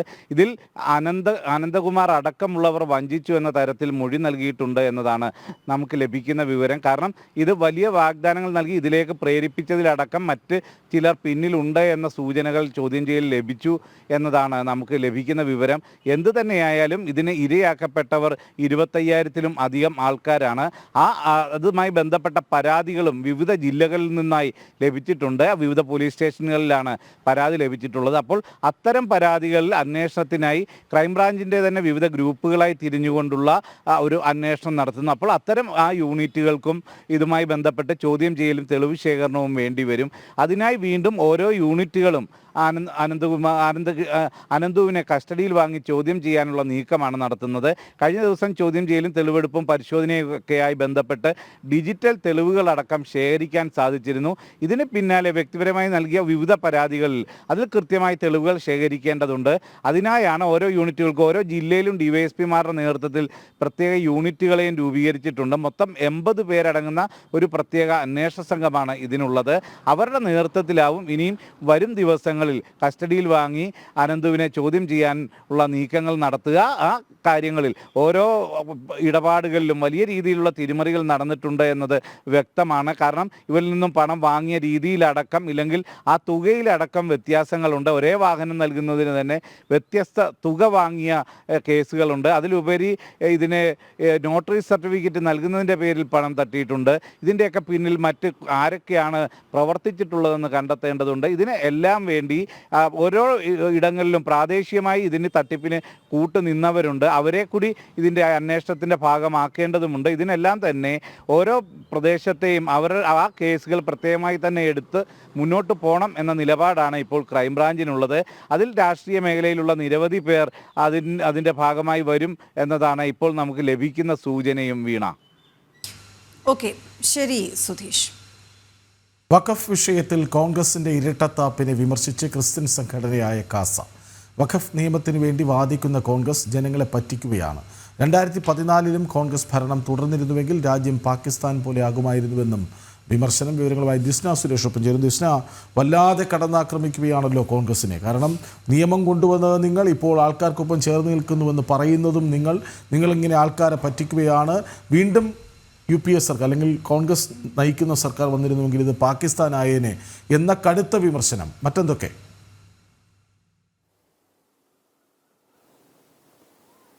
തീർച്ചയായും കൃഷ്ണരാജ് സൂചിപ്പിച്ചതുപോലെ തന്നെ സമൂഹ മാധ്യമങ്ങളിൽ ഏറെ ചർച്ച ചെയ്യപ്പെടുന്ന ഒരു കുറിപ്പായി മാറിയിരിക്കുകയാണ് ക്രിസ്ത്യൻ സംഘടനയായ കാസയുടെ കുറിപ്പ് എന്ന് പറയുന്നത്. പ്രധാനമായും അവർ പറയുന്നത് കോൺഗ്രസ് വഖഫ് വിഷയത്തിൽ എന്ത് നിലപാടാണ് സ്വീകരിച്ചത് എന്ന പ്രധാന ചോദ്യമാണ് അവർ ഉയർത്തിക്കാട്ടുന്നത്. പ്രധാനമായും രാഹുൽ ഗാന്ധി ഉൾപ്പെടെയുള്ള ആളുകൾ എവിടെയെങ്കിലും ഈ വഖഫ് വിഷയത്തെ പറ്റി കൃത്യമായ ഒരു നിലപാട് സൂചിപ്പിച്ചിട്ടുണ്ടോ എന്ന് വളരെ വ്യക്തമായി തന്നെ ആ ഫേസ്ബുക്ക് കുറിപ്പിൽ സൂചിപ്പിക്കുന്നുണ്ട്. അതോടൊപ്പം തന്നെ വയനാട്ടിലെത്തിയ പ്രിയങ്ക ഗാന്ധി എന്ത് നിലപാടാണ് ഈ വഖഫ് വിഷയത്തിൽ എടുത്തിരിക്കുന്നത്, മുനമ്പത്തെ ജനങ്ങളുടെ കൂടെയാണ് തങ്ങൾ എന്ന് പറയുമ്പോഴും എന്ത് കാര്യമാണ് അവർക്ക് വേണ്ടി ചെയ്തിട്ടുള്ളത് എന്നും ഈ കുറിപ്പിൽ ചോദിക്കുന്നു. അതോടൊപ്പം തന്നെ കോൺഗ്രസിന്റെ തുടർഭരണമാണ് രാജ്യത്ത് ഉണ്ടായിരുന്നുവെങ്കിൽ പാകിസ്ഥാന്റെ ഭരണത്തിന് സമാനമായ രീതിയായിരിക്കും ഇവിടെ ഉണ്ടായിരിക്കുന്നത് എന്ന കാര്യങ്ങളൊക്കെ തന്നെയാണ് ഈ ഫേസ്ബുക്ക് കുറിപ്പിൽ കുറിച്ചിരിക്കുന്നത്. എന്തായാലും വലിയ രീതിയിലുള്ള പ്രതിഷേധം തന്നെയാണ് ഈ സംഘടനയുടെ ഭാഗത്ത് നിന്നും ഉയർന്നിരിക്കുന്നത്. അവർ എണ്ണി ഓരോ വിഷയങ്ങളും എണ്ണിയാണ് കാര്യങ്ങൾ വ്യക്തമാക്കിയിട്ടുള്ളത്. പ്രധാനമായും രാഹുൽ ഗാന്ധി ഈ വിഷയത്തിൽ എന്ത് നിലപാട് സ്വീകരിച്ചു, അതോടൊപ്പം തന്നെ പ്രിയങ്ക ഗാന്ധി എന്ത് ഇടപെടലാണ് ഈ വിഷയത്തിൽ ഉണ്ടാക്കിയിരിക്കുന്നത്, പലപ്പോഴും ജനങ്ങളോടൊപ്പമാണ് തങ്ങൾ ഇന്ന് ചേർന്ന് നിന്ന് പറയുമ്പോഴും ശക്തമായ ഒരു നിലപാട് സ്വീകരിക്കുവാൻ അല്ലെങ്കിൽ തങ്ങളുടെ അഭിപ്രായം പ്രകടമാക്കുവാൻ ഇവർ ശ്രമിച്ചിട്ടില്ല എന്ന കാര്യം തന്നെയാണ് പ്രധാനമായും ഇവർ ഫേസ്ബുക്ക് കുറിപ്പിലൂടെ പറഞ്ഞിരിക്കുന്നത്. കൂടാതെ തന്നെ ഭീകരവാദികളുടെ പടങ്ങൾ തൃത്താല പാലായിലെ സംഭവത്തെ പറ്റിയും ഇതിൽ എഴുതിയിട്ടുണ്ട്. ആനപ്പുറത്തേറ്റിയ, അതായത് ഭീകരവാദികളുടെ പടങ്ങൾ ആനപ്പുറത്തേറ്റിയ സംഭവത്തിൽ പഴയ കോൺഗ്രസ് MLA VT ബലറാം എഴുതിയത് ഹമാസിന് വേണ്ടി സംസാരിക്കുന്നത് പോലെ ആയിരുന്നു എന്നൊരു കുറിപ്പും കൂടി ഈ ഫേസ്ബുക്ക് കുറിപ്പിൽ വ്യക്തമാക്കിയിട്ടുണ്ട്. എന്തായാലും വലിയ രീതിയിലുള്ള വിമർശനം തന്നെയാണ് ഉയർന്നു വന്നിരിക്കുന്നത്. വഖഫ് വിഷയത്തിൽ തങ്ങൾ മുനമ്പത്തെ ജനങ്ങളോടൊപ്പമാണെന്ന് പറയുമ്പോഴും ആ ജനതയ്ക്ക് വേണ്ടി എന്തു ചെയ്തു എന്ന ചോദ്യം തന്നെയാണ് ഇവർ ഉയർത്തുന്നത്. മാത്രമല്ല, തുടർഭരണം ഉണ്ടായിരുന്നുവെങ്കിൽ ജനങ്ങളുടെ അവസ്ഥ എന്തായിരിക്കുമെന്നും അതോടൊപ്പം തന്നെ കോൺഗ്രസിനെ ഇനി വിജയിപ്പിക്കുമ്പോൾ ആളുകൾ തിരിച്ചറിഞ്ഞ്, അതായത് എന്താണ് ജനങ്ങൾക്ക് വേണ്ടി ചെയ്തത് എന്ന് തിരിച്ചറിഞ്ഞ് വോട്ട് രേഖപ്പെടുത്താൻ ശ്രമിക്കണം എന്നൊരു കാര്യം കൂടി ഇതിൽ വ്യക്തമാക്കിയിട്ടുണ്ട്. പലതവണ നമ്മൾ കണ്ടതാണ് വഖഫ് വിഷയത്തിൽ പല രീതിയിലുള്ള നിലപാടുകൾ സ്വീകരിക്കുന്നു, ഇരട്ടത്താപ്പ് നയം സ്വീകരിക്കുന്നത് നമ്മൾ കണ്ടതാണ്. ഒരു കാലഘട്ടത്തിൽ അല്ലെങ്കിൽ ചില സാഹചര്യങ്ങളിൽ മാത്രം ഈ വോട്ട് ബാങ്കിനെ ലക്ഷ്യം വെച്ചുകൊണ്ട് ഞങ്ങൾ മുനമ്പത്തെ ജനങ്ങളോടൊപ്പമാണെന്ന് പറയുമ്പോഴും പ്രത്യക്ഷമായി സ്വതന്ത്രമായ നിലപാട് വ്യക്തമാക്കാൻ കോൺഗ്രസിന് ഇതുവരെ സാധിച്ചിട്ടില്ല എന്ന് തന്നെയാണ് ഈ കോൺഗ്രസ് സംഘടനയായ കാസയുടെ ഫേസ്ബുക്ക് കുറിപ്പിൽ എഴുതിയിരിക്കുന്നത്. ആ ഫേസ്ബുക്ക് കുറിപ്പ് വളരെയധികം ചർച്ച ചെയ്യപ്പെടുകയാണ് സമൂഹ മാധ്യമങ്ങളിലുടനീളം. കൃഷ്ണരാജ്. ബ്രത്ത് അനലൈസർ പരിശോധന കടുപ്പിച്ച് KSRTC. യൂണിറ്റ് തലത്തിൽ പരിശോധന കർശനമാക്കാൻ നിർദ്ദേശം നൽകി. മുഴുവൻ ഡിപ്പോകൾക്കും പ്രത്യേകം ബ്രത്ത് അനലൈസറുകൾ ഉണ്ടാകും. ഡ്യൂട്ടിക്ക് ഹാജരാകുന്ന മുഴുവൻ പുരുഷ ജീവനക്കാരും സ്റ്റേഷൻ മാസ്റ്റർ ഓഫീസിലെത്തി പരിശോധനയ്ക്ക് വിധേയരാകണം. സ്ത്രീകളെ പരിശോധനയിൽ നിന്ന് പൂർണ്ണമായും ഒഴിവാക്കി. രശ്മി കാർത്തിക ചേരുന്ന വിവരങ്ങളുമായി. രശ്മി, വിവരങ്ങൾ എന്താണ്?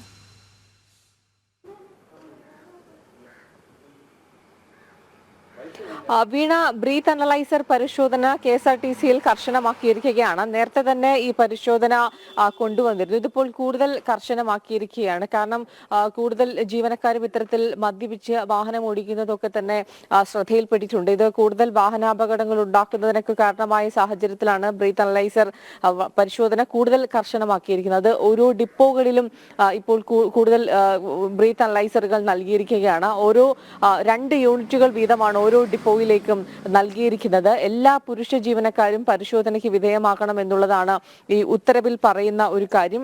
ജീവനക്കാരും സ്റ്റേഷൻ മാസ്റ്ററുടെ ഓഫീസിൽ എത്തിയതിനു ശേഷം ബ്രീത്ത് അനലൈസർ പരിശോധന നടത്തിയതിനു ശേഷം ആയിരിക്കണം അവർ ഡ്യൂട്ടിയിൽ പ്രവേശിക്കേണ്ടത് എന്നുള്ളതാണ്. അതോടൊപ്പം തന്നെ ഈ റീജിയണൽ സെന്റർ വർക്ക് ഷോപ്പിലും ജോലി ചെയ്യുന്ന ജീവനക്കാർക്ക് ഉദ്യോഗസ്ഥരുടെ നേതൃത്വത്തിൽ പ്രത്യേക പരിശോധന ഉണ്ടാകും എന്നുള്ളതും ഈ ഉത്തരവിൽ പറയുന്നുണ്ട്. പരിശോധനാ ഫലം പോസിറ്റീവ് ആകുന്ന ഉദ്യോഗസ്ഥരുടെ വിവരങ്ങൾ പ്രത്യേകം റിപ്പോർട്ട് തയ്യാറാക്കി ഉന്നത ഉദ്യോഗസ്ഥർക്ക് കൈമാറണം എന്നുള്ളതാണ് ഈ ഉത്തരവിൽ പറയുന്ന ഒരു കാര്യം. അതോടൊപ്പം തന്നെ പൂർണ്ണമായും സ്ത്രീകളെ പരിശോധനയിൽ നിന്നും ഒഴിവാക്കിയിട്ടുണ്ട്. മറ്റെല്ലാ പുരുഷ ജീവനക്കാർക്കും, അത് ഡ്രൈവർ ആണെങ്കിലും കണ്ടക്ടർ ആണെങ്കിലും മറ്റ് മെക്കാനിക് ജോലി ചെയ്യുന്നവരാണെങ്കിലും എല്ലാ പുരുഷ ജീവനക്കാർക്കുമാണ് നിർബന്ധമാക്കിയിരിക്കുന്നത്. നേരത്തെ തന്നെ ഈ ബ്രീത്ത് അനലൈസർ പരിശോധന ആരംഭിച്ചു. അതിൽ ഈ മദ്യപിച്ച് നിരവധി പേർ എത്തിയതായി കണ്ടെത്തിയിരുന്നു. അതിന്റെ അടിസ്ഥാനത്തിൽ അവർക്കെതിരെ നടപടി സ്വീകരിച്ചിരുന്നു.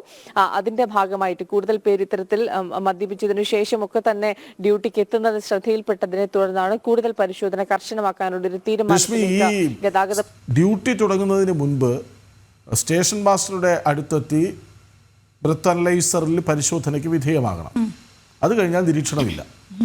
അതിന് എത്രയെത്ര സാധ്യതകളാണ് KSRTC ബസ്സിലുള്ളത്, യാത്രക്കിടെയുള്ളത്?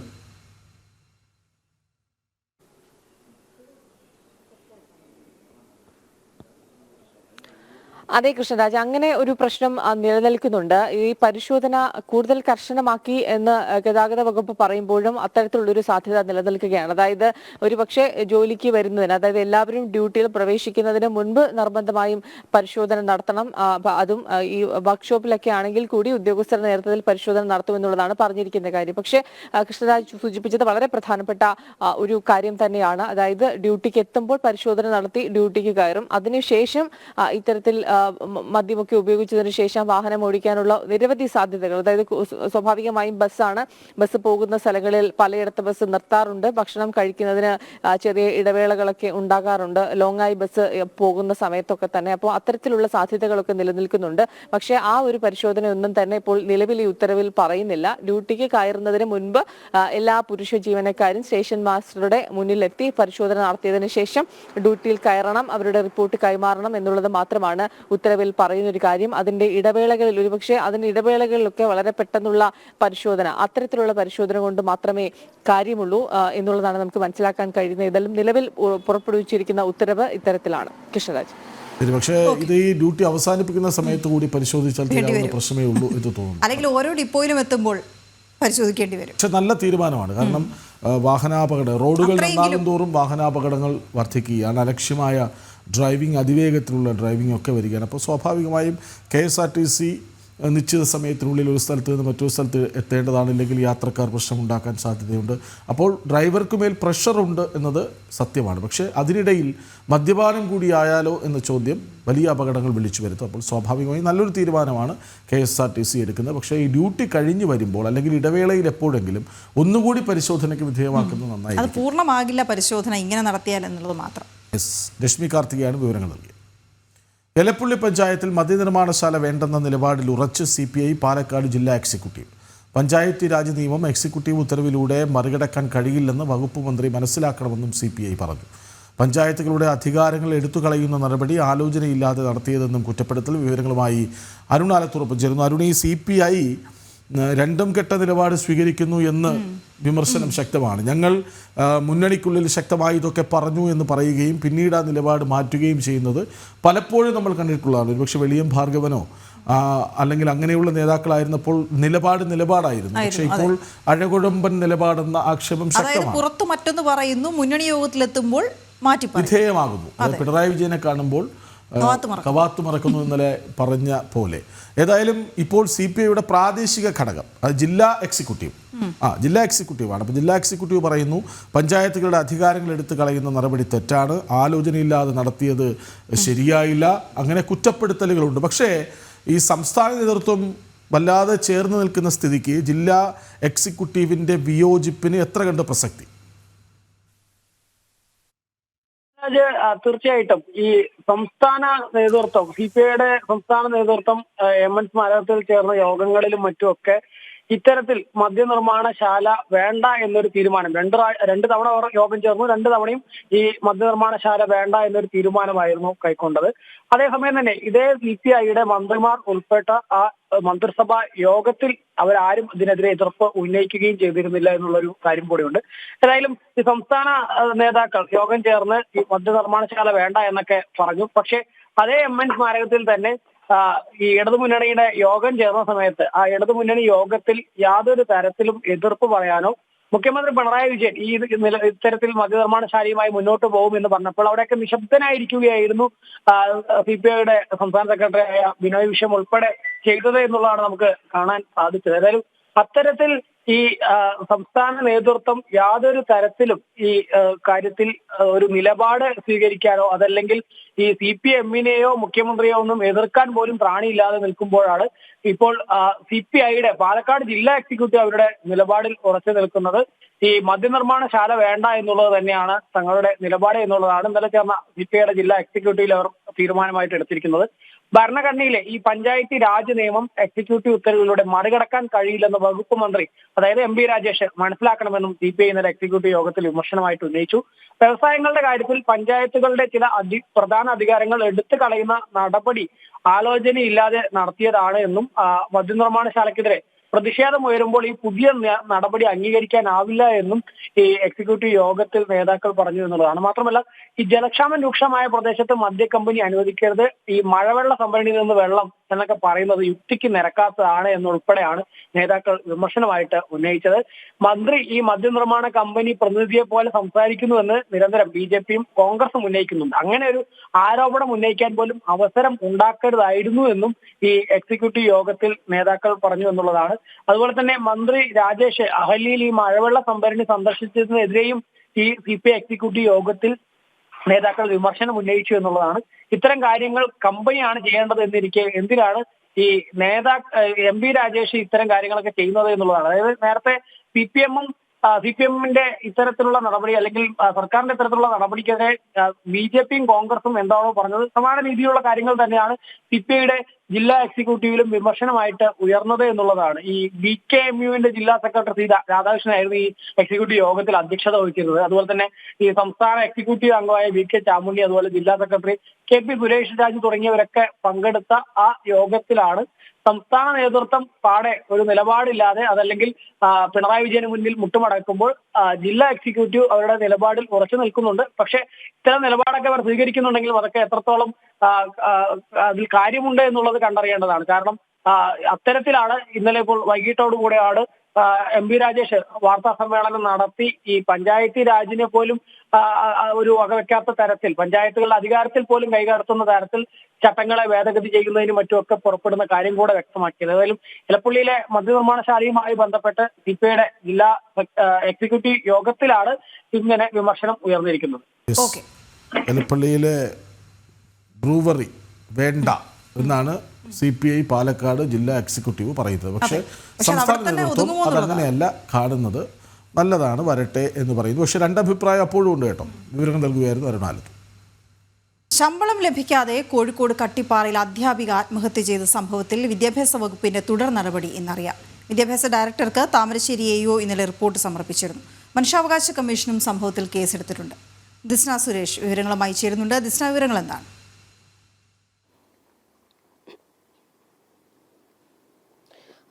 വീണ നേരത്തെ സൂചിപ്പിച്ചതുപോലെ തന്നെ ഈ സംഭവത്തിൽ ഇന്നാണ് തുടർ നടപടി എന്താണെന്ന് നമുക്ക് അറിയാൻ കഴിയുന്നത്. എന്തായാലും പരസ്പരം പഴിചാരിയുള്ള ഒരു നടപടി തന്നെയാണ് സ്വീകരിക്കുന്നത് എന്നൊരു വിമർശനം ഇപ്പോൾ തന്നെ ഉയർന്നു വന്നിട്ടുണ്ട്. പ്രധാനമായും വിദ്യാഭ്യാസ വകുപ്പ് മാനേജ്മെന്റിനെയും മാനേജ്മെന്റ് വിദ്യാഭ്യാസ വകുപ്പിനെയും പഴിചാരിയുള്ള ഒരു റിപ്പോർട്ട് തന്നെയാണ് നൽകിയിട്ടുള്ളത് എന്നൊരു കാര്യം തന്നെയാണ് വ്യക്തമാക്കിയിട്ടുള്ളത്. താമരശ്ശേരി AEക്കാണ് പൊതുവിദ്യാഭ്യാസ ഡയറക്ടർ ഇന്നലെ റിപ്പോർട്ട് സമർപ്പിച്ചിട്ടുള്ളത്. ഇതിൽ വിദ്യാഭ്യാസ വകുപ്പിന്റെ ഭാഗത്ത് നിന്ന് യാതൊരു തരത്തിലുള്ള വീഴ്ചയും സംഭവിച്ചിട്ടില്ല എന്നത് തന്നെയാണ് റിപ്പോർട്ടിൽ പറഞ്ഞിരിക്കുന്നത്. പ്രധാനമായും രണ്ടു തരത്തിലുള്ള ഒഴിവുകളാണ് അവിടെ ഉണ്ടായത്. ഒന്ന്, മാനേജ്മെന്റ് സീറ്റിലേക്ക് സ്ഥിര നിയമനത്തിനല്ലാത്ത ഒരു ഒഴിവിലേക്കാണ് ഇവർ അധ്യാപികയായി കയറിയത്. രണ്ടാമത്തെ ഒരു കാര്യം എന്ന് പറയുന്നത് ഈ മാനേജ്മെന്റിന് കൃത്യമായ രേഖകൾ സർക്കാരിന് നൽകുവാൻ കഴിഞ്ഞില്ല എന്നൊരു കാര്യവും ഉയർന്നു വരുന്നുണ്ട്. അത്തരത്തിലാണ് ഈ അധ്യാപികയുടെ ശമ്പളവുമായി ബന്ധപ്പെട്ട വിഷയം നിലനിന്നിരുന്നത് എന്നൊരു കാര്യം തന്നെയാണ് പറയുന്നത്. എന്നാൽ വലിയ രീതിയിലുള്ള പ്രതിഷേധം തന്നെയാണ് യുവജന സംഘടനകളുടെ ഭാഗത്ത് നിന്ന് ഈ സംഭവവുമായി ബന്ധപ്പെട്ട് ഉയർന്നു വരുന്നത്. 5 വർഷത്തോളം കാലം അവർ അവിടെ ജോലി ചെയ്ത് യാതൊരു തരത്തിലുള്ള വേതനവും അവർക്ക് ലഭിച്ചിട്ടില്ല എന്നത് തന്നെയാണ് കുടുംബം വ്യക്തമാക്കുന്നത്. ഈ മനോവിഷമത്തിലാണ് അലീന ബെന്നി ആത്മഹത്യ ചെയ്തത് എന്ന് തന്നെയാണ് കുടുംബം ആരോപിക്കുന്നത്. അവർ പറയുന്നത് പ്രധാനമായും ഇതിനോടനുബന്ധിച്ച പ്രധാന തെളിവുകൾ തങ്ങൾ പുറത്തുവിടുമെന്നും കുടുംബം പറഞ്ഞിട്ടുണ്ട്. എന്തായാലും ഈ വിഷയത്തിൽ പരസ്പരം പഴിചാരിക്കൊണ്ടുള്ള ഒരു നിലപാട് തന്നെയാണ് മാനേജ്മെന്റും വിദ്യാഭ്യാസ വകുപ്പും ഇപ്പോൾ സ്വീകരിച്ചിരിക്കുന്നത്. ഇന്ന് തുടർ നടപടികൾ എന്തൊക്കെയാണെന്ന് നമുക്ക് അറിയാൻ സാധിക്കും എന്നത് തന്നെയാണ് ഈ വിഷയവുമായി ബന്ധപ്പെട്ട് നമുക്ക് നിലവിൽ അറിയാൻ കഴിഞ്ഞിട്ടുള്ളത്. വീണ,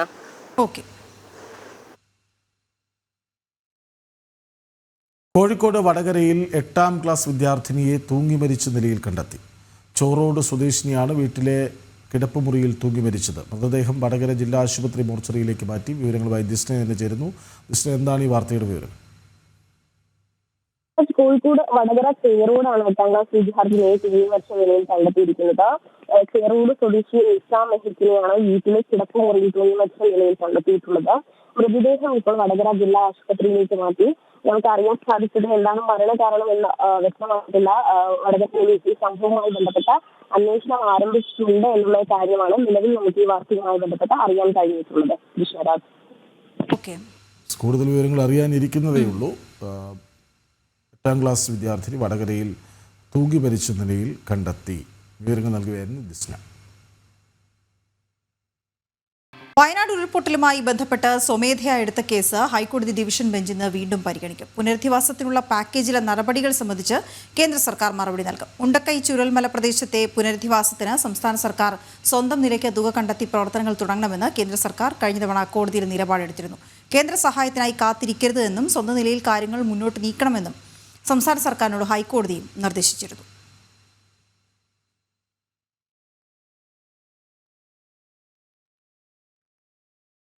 ചാനൽ ചർച്ചയ്ക്കിടെ നടത്തിയ വിദ്വേഷ പരാമർശത്തിന്റെ പേരിലെടുത്ത കേസിൽ PC ജോർജിന്റെ മുൻകൂർ ജാമ്യാപേക്ഷയിൽ ഹൈക്കോടതി ഇന്ന് വിധി പറയും. ജസ്റ്റിസ് PV കുഞ്ഞികൃഷ്ണന്റെ ബെഞ്ചാണ് ഹർജിയിൽ വിധി പറയുക. ഹർജിയിലെ വാദത്തിനിടെ ജോർജിനെ കോടതി രൂക്ഷമായി വിമർശിച്ചിരുന്നു. എന്നാൽ തന്റെ പരാമർശം ഒരു അബദ്ധമായിരുന്നുവെന്നും ഉടൻ തന്നെ മാപ്പ് പറഞ്ഞുവെന്നുമാണ് ജോർജിന്റെ നിലപാട്. കഴിഞ്ഞ തവണ ഹർജിയിൽ വാദം കേൾക്കവേ മതവിദ്വേഷ പരാമർശം നടത്തുന്നത് ഗുരുതര കുറ്റകൃത്യമായി പരിഗണിക്കണമെന്ന് ഹൈക്കോടതി വാക്കാൽ പരാമർശിച്ചിരുന്നു.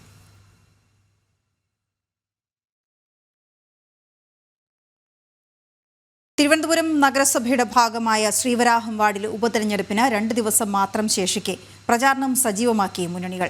ഇടതു തട്ടകമായ മണ്ഡലം തിരിച്ചുപിടിക്കുമെന്ന ഉറച്ച വിശ്വാസത്തിലാണ് NDA സ്ഥാനാർത്ഥി ആർ മിനി. 24-നാണ് ഉപതെരഞ്ഞെടുപ്പ്. CPI നേതാവും ശ്രീവരാഹം വാർഡ് കൌൺസിലറുമായിരുന്ന വിജയ്കുമാറിന്റെ മരണത്തെ തുടർന്നാണ് ശ്രീവരാഹത്ത് വീണ്ടും ഉപതെരഞ്ഞെടുപ്പിന് കളമൊരുങ്ങിയത്. തെരഞ്ഞെടുപ്പിന് 2 നാൾ മാത്രം ശേഷിക്കെ വോട്ടുറപ്പിക്കാനുള്ള അവസാനഘട്ട പ്രചാരണത്തിലാണ് സ്ഥാനാർത്ഥികളും നേതാക്കളും. NDA സ്ഥാനാർത്ഥി ആർ മിനിക്ക് വേണ്ടി വോട്ടഭ്യർത്ഥിച്ച് കേന്ദ്രമന്ത്രി സുരേഷ് ഗോപി അടക്കം കഴിഞ്ഞ ദിവസം എത്തിയിരുന്നു. ഇടതു തട്ടകമായ മണ്ഡലം ഇത്തവണ തിരിച്ചുപിടിക്കുമെന്ന ഉറച്ച വിശ്വാസത്തിലാണ് NDA സ്ഥാനാർത്ഥി ആർ മിനി. 2020-ലെ തദ്ദേശ തെരഞ്ഞെടുപ്പിൽ ആർ മിനി മികച്ച പ്രകടനം കാഴ്ചവെച്ചിരുന്നു. 2025-ൽ വരുന്ന നഗരസഭാ തെരഞ്ഞെടുപ്പിൽ BJPയുടെ ഒരു സ്ഥാനാർത്ഥിയായിരിക്കും, അല്ലെങ്കിൽ നമ്മുടെ ഒരു നേതാവായിരിക്കും മേയറായിട്ട് വരിക. ആ ഭരണം നമുക്ക് കാഴ്ചവെക്കാൻ വേണ്ടിയിട്ടും എന്നെ ഈ തെരഞ്ഞെടുപ്പിൽ താമര ചിഹ്നത്തിൽ എല്ലാവരും വോട്ട് ചെയ്ത് എന്നെ വിജയിപ്പിക്കണമെന്ന് താഴ്മയായി അഭ്യർത്ഥിക്കുന്നു. എന്നെ വിജയിപ്പിക്കണമെന്ന് അഭ്യർത്ഥിക്കാൻ വേണ്ടിയിട്ട് നമ്മുടെ കേന്ദ്രമന്ത്രി ശ്രീ സുരേഷ് ഗോപി അവർ ഇവിടെ എത്തിയിരുന്നു. നമുക്കത് വളരെ പ്രചോദനമായി എന്ന് ഞാൻ വിശ്വസിക്കുന്നു. ഇടത് സ്ഥാനാർത്ഥിയായി മത്സരിക്കുന്നത് V ഹരികുമാറാണ്. സുരേഷ് കുമാറാണ് UDFന്റെ സ്ഥാനാർത്ഥി. വരുന്ന 24-നാണ് ശ്രീവരാഹം ഉപതെരഞ്ഞെടുപ്പ്. തൃശൂരിന്റെ അമരക്കാരനായ BJPയുടെ കേന്ദ്രമന്ത്രി സുരേഷ് ഗോപി ഇതാ ഈ വാഹനത്തിന്റെ തൊട്ട് പിന്നാലെ കടന്നു വരുന്നു. സുരേഷ് ഗോപി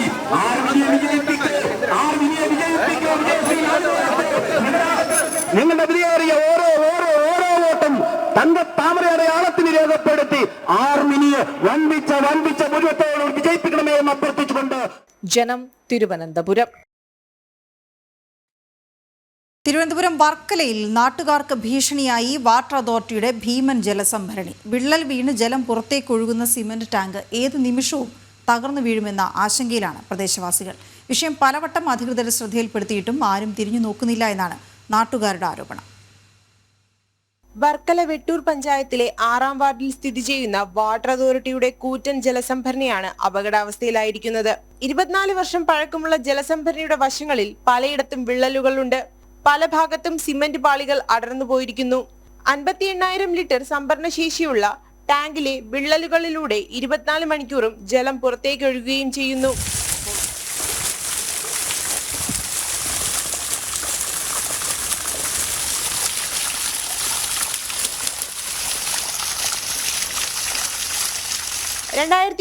TM ജേക്കബിന്റെ കാലത്ത് ഉദ്ഘാടനം ചെയ്ത ജലസംഭരണിയുടെ തകരാറുകൾ യഥാസമയം പരിഹരിക്കാതെ വന്നതാണ് അപകടാവസ്ഥയ്ക്ക് കാരണം.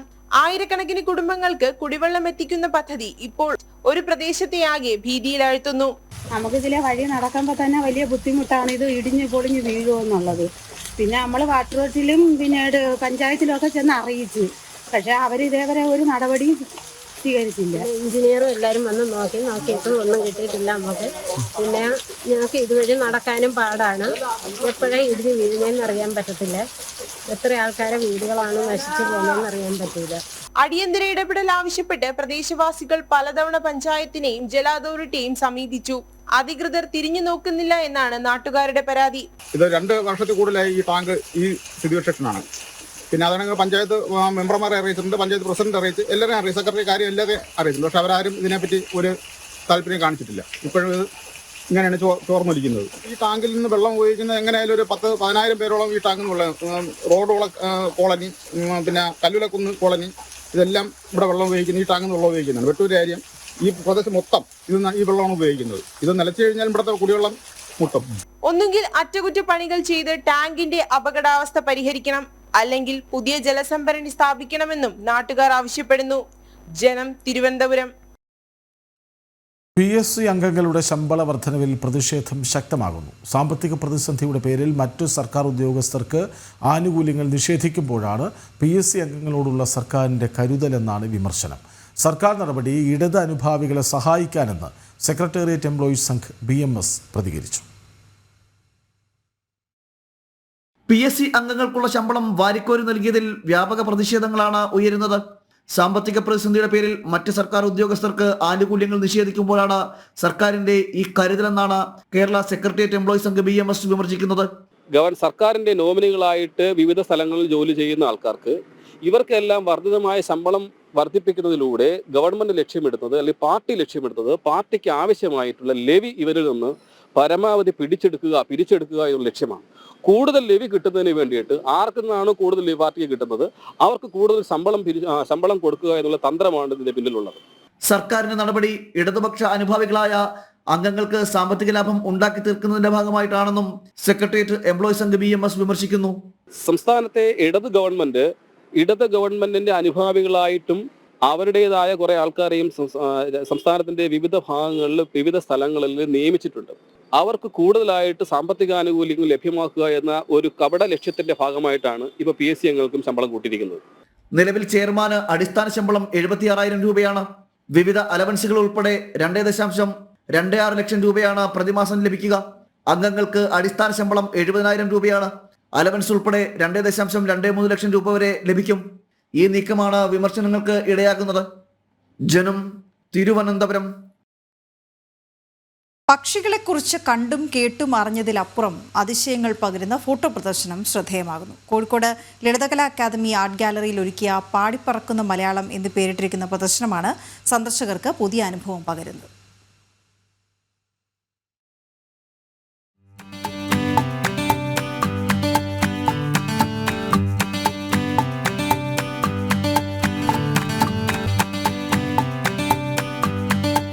കണ്ടതിലപ്പുറം അതിശയം, കേട്ടതിലപ്പുറം അത്ഭുതം. പാടിപ്പറക്കുന്ന മലയാളം എന്ന പേരിട്ടിരിക്കുന്ന ചിത്രപ്രദർശനം കണ്ടിറങ്ങിയവരൊക്കെയും ഒരേ സ്വരത്തിൽ പറയുന്നത് ഇത് തന്നെയാണ്. വിശ്രമമില്ലാതെ പറന്നു നടക്കുന്ന ശരപക്ഷി, പാട്ടുകാരിൽ കേമനും കാട്ടുവാസിയുമായ ശ്യാമക്കിളി, പനയില്ലാതെ ജീവിതമില്ലാത്ത പനങ്കുള്ളൻ, തല കീഴോട്ടാക്കി ലോകത്തെ കാണുന്ന ഗൗളിക്കിളി, ഇങ്ങനെ സംസ്ഥാനത്തെ 60ഓളം അപൂർവമായ പക്ഷികളെയാണ് പ്രദർശനത്തിലൂടെ അടുത്തറിയാവുന്നത്.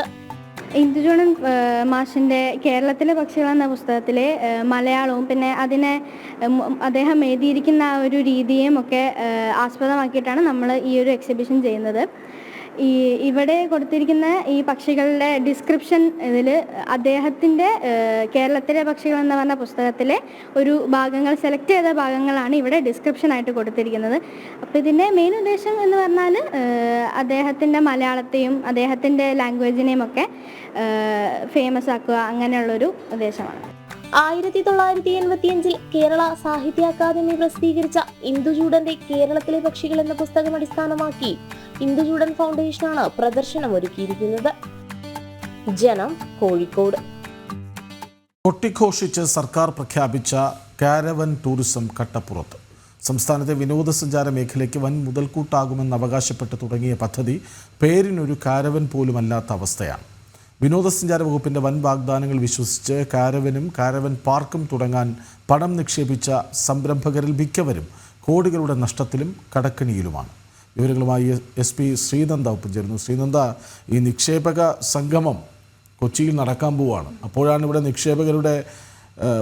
നിക്ഷേപകർ പരിശ്രമിച്ചിട്ടും നടക്കാതെ പോകുന്ന ഒരു പദ്ധതി ഉണ്ടാകുന്നത്. അത് ആരുടെ അലംഭാവം കൊണ്ട്?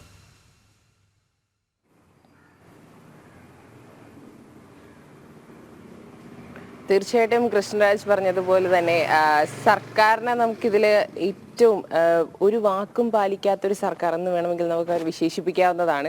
സർക്കാരിൻ്റെ വിലകളെല്ലാം അല്ലെങ്കിൽ സർക്കാരിൻ്റെ വാക്കുകളെല്ലാം പൊള്ളയായ വാക്കുകളാണ് എന്നതിൽ നിന്ന് നമുക്ക് ഇതിൽ നിന്ന് മനസ്സിലാക്കാം. 2021 നമ്മുടെ ബഹുമാനപ്പെട്ട മന്ത്രി മുഹമ്മദ് റിയാസ് ഇങ്ങനെ ഒരു പദ്ധതി, കാരവാൻ ടൂറിസം എന്ന് പറയുന്ന ഒരു പദ്ധതി കൊണ്ടുവന്നത്, പ്രഖ്യാപിച്ചത്. അന്ന് തന്നെ അദ്ദേഹം പറഞ്ഞിരുന്നു, ഈ പദ്ധതി വൻ മുതൽക്കൂട്ടാകും, നമ്മുടെ തിരുവനന്തപുരത്തെ ഹിൽ സ്റ്റേഷനായ പൊന്മുടിക്ക് ഇത് ഏറ്റവും വലിയൊരു മുതൽക്കൂട്ടാണെന്ന് അദ്ദേഹം വലിയ വാക്കുകളിലൊക്കെ പറഞ്ഞിരുന്നു. പക്ഷേ വെറും വാക്കിൽ അത് വെറും വാക്കാണ്, ആ വാക്കിൽ ഒരു വിലയുമില്ല എന്ന്, സർക്കാരിന്റെ വാക്ക് വെറും പൊള്ളയാണ് എന്ന് വീണ്ടും തെളിയിച്ചുകൊണ്ടിരിക്കുകയാണ് ഇപ്പോൾ നമ്മുടെ സർക്കാർ. ആ പദ്ധതി വെറും വെള്ളത്തിലായിരിക്കുകയാണ്. കൊട്ടിഘോഷിച്ച് തുടങ്ങിയ പദ്ധതി ആദ്യത്തെ അതിന്റെ പരസ്യത്തിനായി, അതിന്റെ ഒരു പ്രചരണത്തിനായി വേണ്ടി ചെലവാക്കിയത് 90 ലക്ഷം രൂപയായിരുന്നു. രണ്ടാമത് വീണ്ടും ഒന്നും കൂടി അതിനെ ഒന്ന് മോടി പിടിപ്പിച്ചെടുത്ത് ഒരു കോടി 8 ലക്ഷത്തിനാണ് അവർ വീണ്ടും ആ ഒരു പദ്ധതി ആൾക്കാരുടെ മുന്നിലേക്ക് എത്തിക്കുകയുണ്ടായത്. എന്നാൽ ഇതെല്ലാം വെറും പേപ്പറുകളിലും വാക്കുകളിലും മാത്രം, ക്യാമറയ്ക്ക് മുന്നിലുള്ള കുറച്ച് ആൾക്കാരുടെ മുഖങ്ങൾ നല്ല രീതിക്കൊന്ന് പതിയാൻ വേണ്ടി മാത്രം ഒതുങ്ങിയിരിക്കുന്ന വാക്കുകളായിട്ട് മാറി എന്നുള്ള ഒരു അവസ്ഥയാണ് നമുക്ക് മനസ്സിലാക്കുന്നത്. ഇതിൽ ഏറ്റവും കൂടുതൽ കഷ്ടം അനുഭവിക്കുന്നത് അവിടുത്തെ സംരംഭകരാണ്. അവരുടെ ഒരുപാട് ആഗ്രഹങ്ങളും അതുപോലെ തന്നെ അവരുടേതായ ആവശ്യങ്ങൾ എല്ലാം അവർ നിർത്തിക്കൊണ്ട് ബാക്കി നമ്മുടെ കേരളത്തിന്റെ അല്ലെങ്കിൽ നമ്മുടെ ടൂറിസത്തിന്റെ ഒരു മുതൽക്കൂട്ട് എന്ന രീതിക്ക് അവരുടെ കയ്യിൽ നിന്നും മുടക്കിയ പണമെല്ലാം വെറും വെള്ളത്തിലായിരിക്കുന്ന ഒരു അവസ്ഥയാണ് ഇപ്പോൾ നിലനിൽക്കുന്നത്. പൊന്മുടി ഇങ്ങനെ ഒരു ടൂറിസം വന്നു കഴിഞ്ഞാൽ വൻ തോതിൽ പൊന്മുടിയിൽ ടൂറിസ്റ്റുകൾ അടക്കം നിരവധി പേർ അവിടെ എത്തുമെന്ന കാര്യത്തിൽ വളരെ ആഗോള നിക്ഷേപക സംഗമം കൊച്ചിയിൽ തുടങ്ങാനിരിക്കെ ഈ വാർത്തയ്ക്ക് ഏറെ പ്രാധാന്യമുണ്ട്. വരും മണിക്കൂറുകളിൽ അത് നമുക്ക് വലിയ പ്രാധാന്യത്തോടെ നൽകേണ്ടതുണ്ട്. ഇടുക്കിയിലെ അനധികൃത ഖനന വാർത്ത പുറത്തു വന്നതിനു പിന്നാലെ 10 ജില്ലകളിലെ ജിയോളജിസ്റ്റുമാരെ മാറ്റി. ജോലിഭാരം പരിഹരിക്കാൻ എന്ന പേരിലാണ് സ്ഥലം മാറ്റം. ഇടുക്കി ജില്ലാ ജിയോളജിസ്റ്റിനെ കണ്ണൂരിലേക്കാണ് സ്ഥലം മാറ്റിയത്. പാറഖനനം അന്വേഷിച്ചിരുന്ന 2 അസിസ്റ്റന്റ് ജിയോളജിസ്റ്റുമാർക്കും സ്ഥലം മാറ്റമുണ്ടായി. ഇവർക്ക് പകരം ഇടുക്കിയിൽ ആളെ നിയമിച്ചിട്ടുമില്ല. സുബിൻ തോമസ് വിവരങ്ങളുമായി ചേരുന്നു. സുബിൻ, ഇതൊക്കെ നിഷ്കളങ്കം എന്ന് കരുതേണ്ടി വരുമോ? ഒരിക്കലുമല്ല. ഇടുക്കി ജില്ലയിൽ വ്യാപകമായി ഇത്തരത്തിൽ പാറഖനനം നടന്നിട്ടുണ്ട് എന്നുള്ള റിപ്പോർട്ടാണ് ജില്ലാ സബ് കളക്ടർമാർ 2 സബ് കളക്ടർമാരാണ് ഇതുമായി ബന്ധപ്പെട്ടുള്ള അന്വേഷണം നടത്തിയിരുന്നത്. ഈ അന്വേഷണത്തിൽ വ്യക്തമായിട്ടുള്ളത് ഇത് പ്രകാരം ഇന്നത്തെ റിപ്പോർട്ട് സമർപ്പിക്കുകയും ചെയ്തു. ഇടുക്കി ജില്ലയിൽ വ്യാപകമായി ഇത്തരത്തിൽ പാറഖനനവും അതുപോലെ തന്നെ അനധികൃത മണ്ണ് ഖനനവും നടന്നിട്ടുണ്ട് എന്ന് റിപ്പോർട്ട് സമർപ്പിക്കുകയും ചെയ്തു. ഇതിന്റെ പിന്നാലെയാണ് നിലവിൽ ഇപ്പോൾ ഈ ഒരു ജിയോളജിസ്റ്റുമാർക്കുള്ള ഒരു കൂട്ട സ്ഥലം മാറ്റം ഇപ്പോൾ ഉണ്ടായിരിക്കുന്നത്. ഈ പ്രധാനമായും ഇടുക്കി ജില്ലയിലെ ഈ ഒരു ഖനന വാർത്ത പുറത്തു വന്നതിന് പിന്നാലെയാണ് ഈ ഒരു നടപടി എന്നുള്ളതാണ് ഏറ്റവും പ്രധാനപ്പെട്ട കാര്യം. ജോലിഭാരം പരിഹരിക്കാൻ പേരിലാണ് ഈ ഒരു സ്ഥലമാറ്റം നടത്തിയിട്ടുള്ളത്. പ്രധാനമായും ഈ ഇടുക്കി ജില്ലയിലെ ജിയോളജിസ്റ്റിനെ, ഇടുക്കി ജില്ലയെ സംബന്ധിച്ച് ഇടുക്കി ജില്ലയിലെ ജിയോളജിസ്റ്റിനൊക്കെ ഈ സി വർഗീസും അതുപോലെ തന്നെ സി വർഗീസിന്റെ മകനും മരുമകനും ഒക്കെ പണം നൽകിയ ശേഷമാണ് ഇത്തരത്തിൽ ഈ വർഷങ്ങളോളം ഈ പാറഖനനം നടത്തിയത് എന്നുള്ളൊരു ആരോപണമാണ് നിലനിൽക്കുന്നത്. ഇതിന്റെ അടിസ്ഥാനത്തിലാണ് നിലവിൽ ഇപ്പോൾ ഈ ജിയോളജിസ്റ്റിനെ കണ്ണൂരിലേക്ക് സ്ഥലം മാറ്റിയിട്ടുള്ളത്. ഈ ഇടുക്കി ജില്ലയിൽ ഈ പാറഖനനത്തിനുമായി ബന്ധപ്പെട്ടുള്ള കാര്യങ്ങൾ അന്വേഷിച്ചു വന്നിരുന്ന 2 അസിസ്റ്റന്റ് ജിയോളജിസ്റ്റുമാർക്കും സ്ഥലമാറ്റമുണ്ടായിട്ടുണ്ട്. അത്തരത്തിലൊരു നിലവിലൊരു ഇതിന്റെ ആദ്യ നടപടി എന്നുള്ളതാണ് നിലവിൽ ഇപ്പോൾ ഈ ഒരു ഇടുക്കി ജില്ലയിൽ നിന്നുള്ളൊരു സ്ഥലമാറ്റം ഉണ്ടായിരിക്കുന്നത് എന്നുള്ളതാണ് ഏറ്റവും പ്രധാനപ്പെട്ട കാര്യം. അതോടൊപ്പം തന്നെ ഈ ഇതുമായി ബന്ധപ്പെട്ട് ഈ അനധികൃത പാറഖനനവുമായി ബന്ധപ്പെട്ടുള്ള ഒരു വിവരാവകാശ രേഖ ലഭിക്കുകയുണ്ടായി. അതുപ്രകാരം 27 തവണയാണ് ജിയോളജിസ്റ്റ് കഴിഞ്ഞ വർഷം ജില്ലാ കളക്ടർക്ക് അനധികൃത ഖനനത്തെ സംബന്ധിച്ച് റിപ്പോർട്ട് സമർപ്പിച്ചത് എന്നുള്ളതാണ് ആ റിപ്പോർട്ടിൽ പറയുന്നത്. അതിലൊന്നും തന്നെ ഒരു നടപടിയും ഉണ്ടായിട്ടുമില്ല. അതെല്ലാം തന്നെ പൂഴ്ത്തിവെക്കുന്ന ഒരു സാഹചര്യമാണുള്ളത്. പ്രധാനമായും കുളം നിർമ്മാണത്തിന്റെയും അതുപോലെ തന്നെ റോഡ് നിർമ്മാണത്തിന്റെയും പേരിലാണ് ഇത്തരത്തിൽ അനധികൃതമായ പാറഖനനവും മണ്ണുഖനനവും നടന്നത്. ഇടുക്കി ജില്ലയെ സംബന്ധിച്ച് ഒരു കാർഷിക മേഖലയാണ്. കഴിഞ്ഞ വർഷമെല്ലാം അതിരൂക്ഷമായ വേനലായിരുന്നു ഉണ്ടായിരുന്നത്. അതിന്റെ ഒരു മറവിലാണ് ഇത്തരത്തിൽ ഏലത്തോട്ടങ്ങളിലും അതുപോലെ തന്നെ മറ്റ് ഉയർന്ന പ്രദേശങ്ങളിലെല്ലാം തന്നെ കുളം കുഴിക്കാനുള്ള അനുമതി തേടിക്കൊണ്ട് അതിന്റെ മറവിൽ ഇത്തരത്തിൽ വലിയ രീതിയിൽ പാറ പൊട്ടിച്ച് കടത്തുന്ന ഒരു സാഹചര്യം ഉണ്ടായത്. പ്രധാനമായും രാത്രി കാലങ്ങളിലാണ് ഈ പാറ പൊട്ടിച്ച് കടത്തിക്കൊണ്ടിരുന്നത്. കട്ടപ്പന അതുപോലെ തന്നെ ഉപ്പുതറ ഉൾപ്പെടെയുള്ള മേഖലകൾ, തങ്കമണി ഉൾപ്പെടെയുള്ള മേഖലകൾ, ഇടുക്കി ഡാമിന്റെ പരിസര പ്രദേശങ്ങൾ ഉൾപ്പെടെയുള്ള സ്ഥലങ്ങളിൽ നിന്ന് വ്യാപകമായി ഇത്തരത്തിൽ അനുമതിയില്ലാതെ പാറ പൊട്ടിച്ച് കടത്തിയിട്ടുണ്ട്. പാറ പൊട്ടിച്ചത് ഇതുവരെ 90 പേർ അവരുടെ പേര് വിവരങ്ങൾ പുറത്തുവിടാൻ സാധിക്കാത്തൊരു സാഹചര്യമുണ്ട്. അതായത് 90-ലധികം പേർ ഇത്തരത്തിൽ അനധികൃതമായി പാറ പൊട്ടിച്ചിട്ടുണ്ട്. അത്തരത്തിലുള്ളവർക്കെതിരെ കേസെടുത്തിട്ടുണ്ട്. പക്ഷേ അത്തരത്തിലുള്ള ആളുകളുടെ പേര് പുറത്തുവിടാനുള്ള ഒരു സാഹചര്യമില്ല, അല്ലെങ്കിൽ പേര് പുറത്തുവിടാൻ സാധിക്കില്ല എന്നുള്ളൊരു വിവരമാണ് ജില്ലാ ജിയോളജിസ്റ്റ് പറയുന്നത്. അത് ഓഫീസിന്റെ പ്രവർത്തനത്തെ അത് ദോഷകരമായി ബാധിക്കും. ഓഫീസിന്റെ ദൈനംദിന പ്രവർത്തനങ്ങളുടെ താളം തെറ്റിക്കുന്ന ഒരു സ്ഥലത്തിലേക്ക് അവരുടെ പേര് വിവരങ്ങൾ പുറത്തുവിട്ടാൽ അതിന്റെ പ്രത്യാഘാതങ്ങൾ ഉണ്ടാകും എന്നാണ് വിവരാവകാശ രേഖയിൽ പറയുന്നത്. ആ വിവരാവകാശ രേഖ നമുക്ക് കിട്ടിയിട്ടുണ്ട്. അതിൽ 4 ചോദ്യങ്ങളിലും സമാനമായ ഉത്തരം, അതായത് ഇവരുടെ പേര് വിവരങ്ങൾ പുറത്തുവിട്ടാൽ ഓഫീസിന്റെ പ്രവർത്തനത്തെ ബാധിക്കും എന്നുള്ള ഒരു മറുപടിയാണ് തന്നിരിക്കുന്നത്. നേരിട്ടെത്തി അത് ഈ വിവരാവകാശം വച്ചയാൾക്ക് നേരിട്ടെത്തി പരിശോധിച്ച് പോകാമെന്നും ആ വിവരാവകാശ രേഖയിൽ പറയുന്നുണ്ട്. അതിൽ നിന്ന് തന്നെ നമുക്ക് മനസ്സിലാക്കാം ഇടുക്കി ജില്ലയിൽ എത്രത്തോളം സ്വാധീനമുള്ള അല്ലെങ്കിൽ ഭരണതലത്തിൽ എത്രത്തോളം സ്വാധീനമുള്ള ആളുകളാണ് ആ ഒരു ഖനനം നടത്തിയിട്ടുള്ളത് അല്ലെങ്കിൽ പാറഖനനം നടത്തിയിട്ടുള്ളത് എന്നുള്ള കാര്യമെല്ലാം തന്നെ വ്യക്തമാണ്. ഇതുമായി ബന്ധപ്പെട്ട് ഇപ്പോഴും വിശദമായ അന്വേഷണം നടന്നു വരികയാണ്. വരും ദിവസങ്ങളിൽ കൂടുതൽ കേസുകൾ ഇതുമായി ബന്ധപ്പെട്ട് ഉണ്ടാവാനുള്ള സാധ്യതയുണ്ട്. ഇതിൽ ഇടുക്കി ജില്ലയിൽ ഏറ്റവും കൂടുതൽ ഇത്തരത്തിൽ ഖനനം നടത്തിയിട്ടുള്ളത് ഈ CPM ജില്ലാ സെക്രട്ടറി CV വർഗീസും വിവരങ്ങൾ നൽകിയത് സുബിൻ തോമസ് ആണ്. നിരവധി വാർത്തകൾ തുടർച്ച തേടുന്നുണ്ട് ഇന്ന്. വളരെ പ്രധാനപ്പെട്ട വാർത്തകൾ നമ്മൾ വളരെ പെട്ടെന്ന് സമയപരിമിതി കൊണ്ട് വളരെ പെട്ടെന്ന് എടുത്തു പോയിട്ടുണ്ട്. വരും മണിക്കൂറിൽ അതൊക്കെ വലിയ പ്രാധാന്യത്തോടെ ചർച്ചയോടെ നൽകേണ്ടതുമുണ്ടെന്ന്. ഏതായാലും 2 മണിക്കൂർ പോയതറിഞ്ഞില്ല. നിരവധി വാർത്തകൾ പ്രേക്ഷകരിലേക്ക് എത്തിക്കാനായി. ഈ പറഞ്ഞ വാർത്തകളൊക്കെയും പിന്നാലെ കൂടുതൽ വിശദാംശങ്ങളിലേക്ക് വരും. പുതിയ വാർത്തകളിലേക്കും ലൈവ് റിപ്പോർട്ട്സ് ഇടവേളയ്ക്ക് ശേഷം. നമസ്തേ.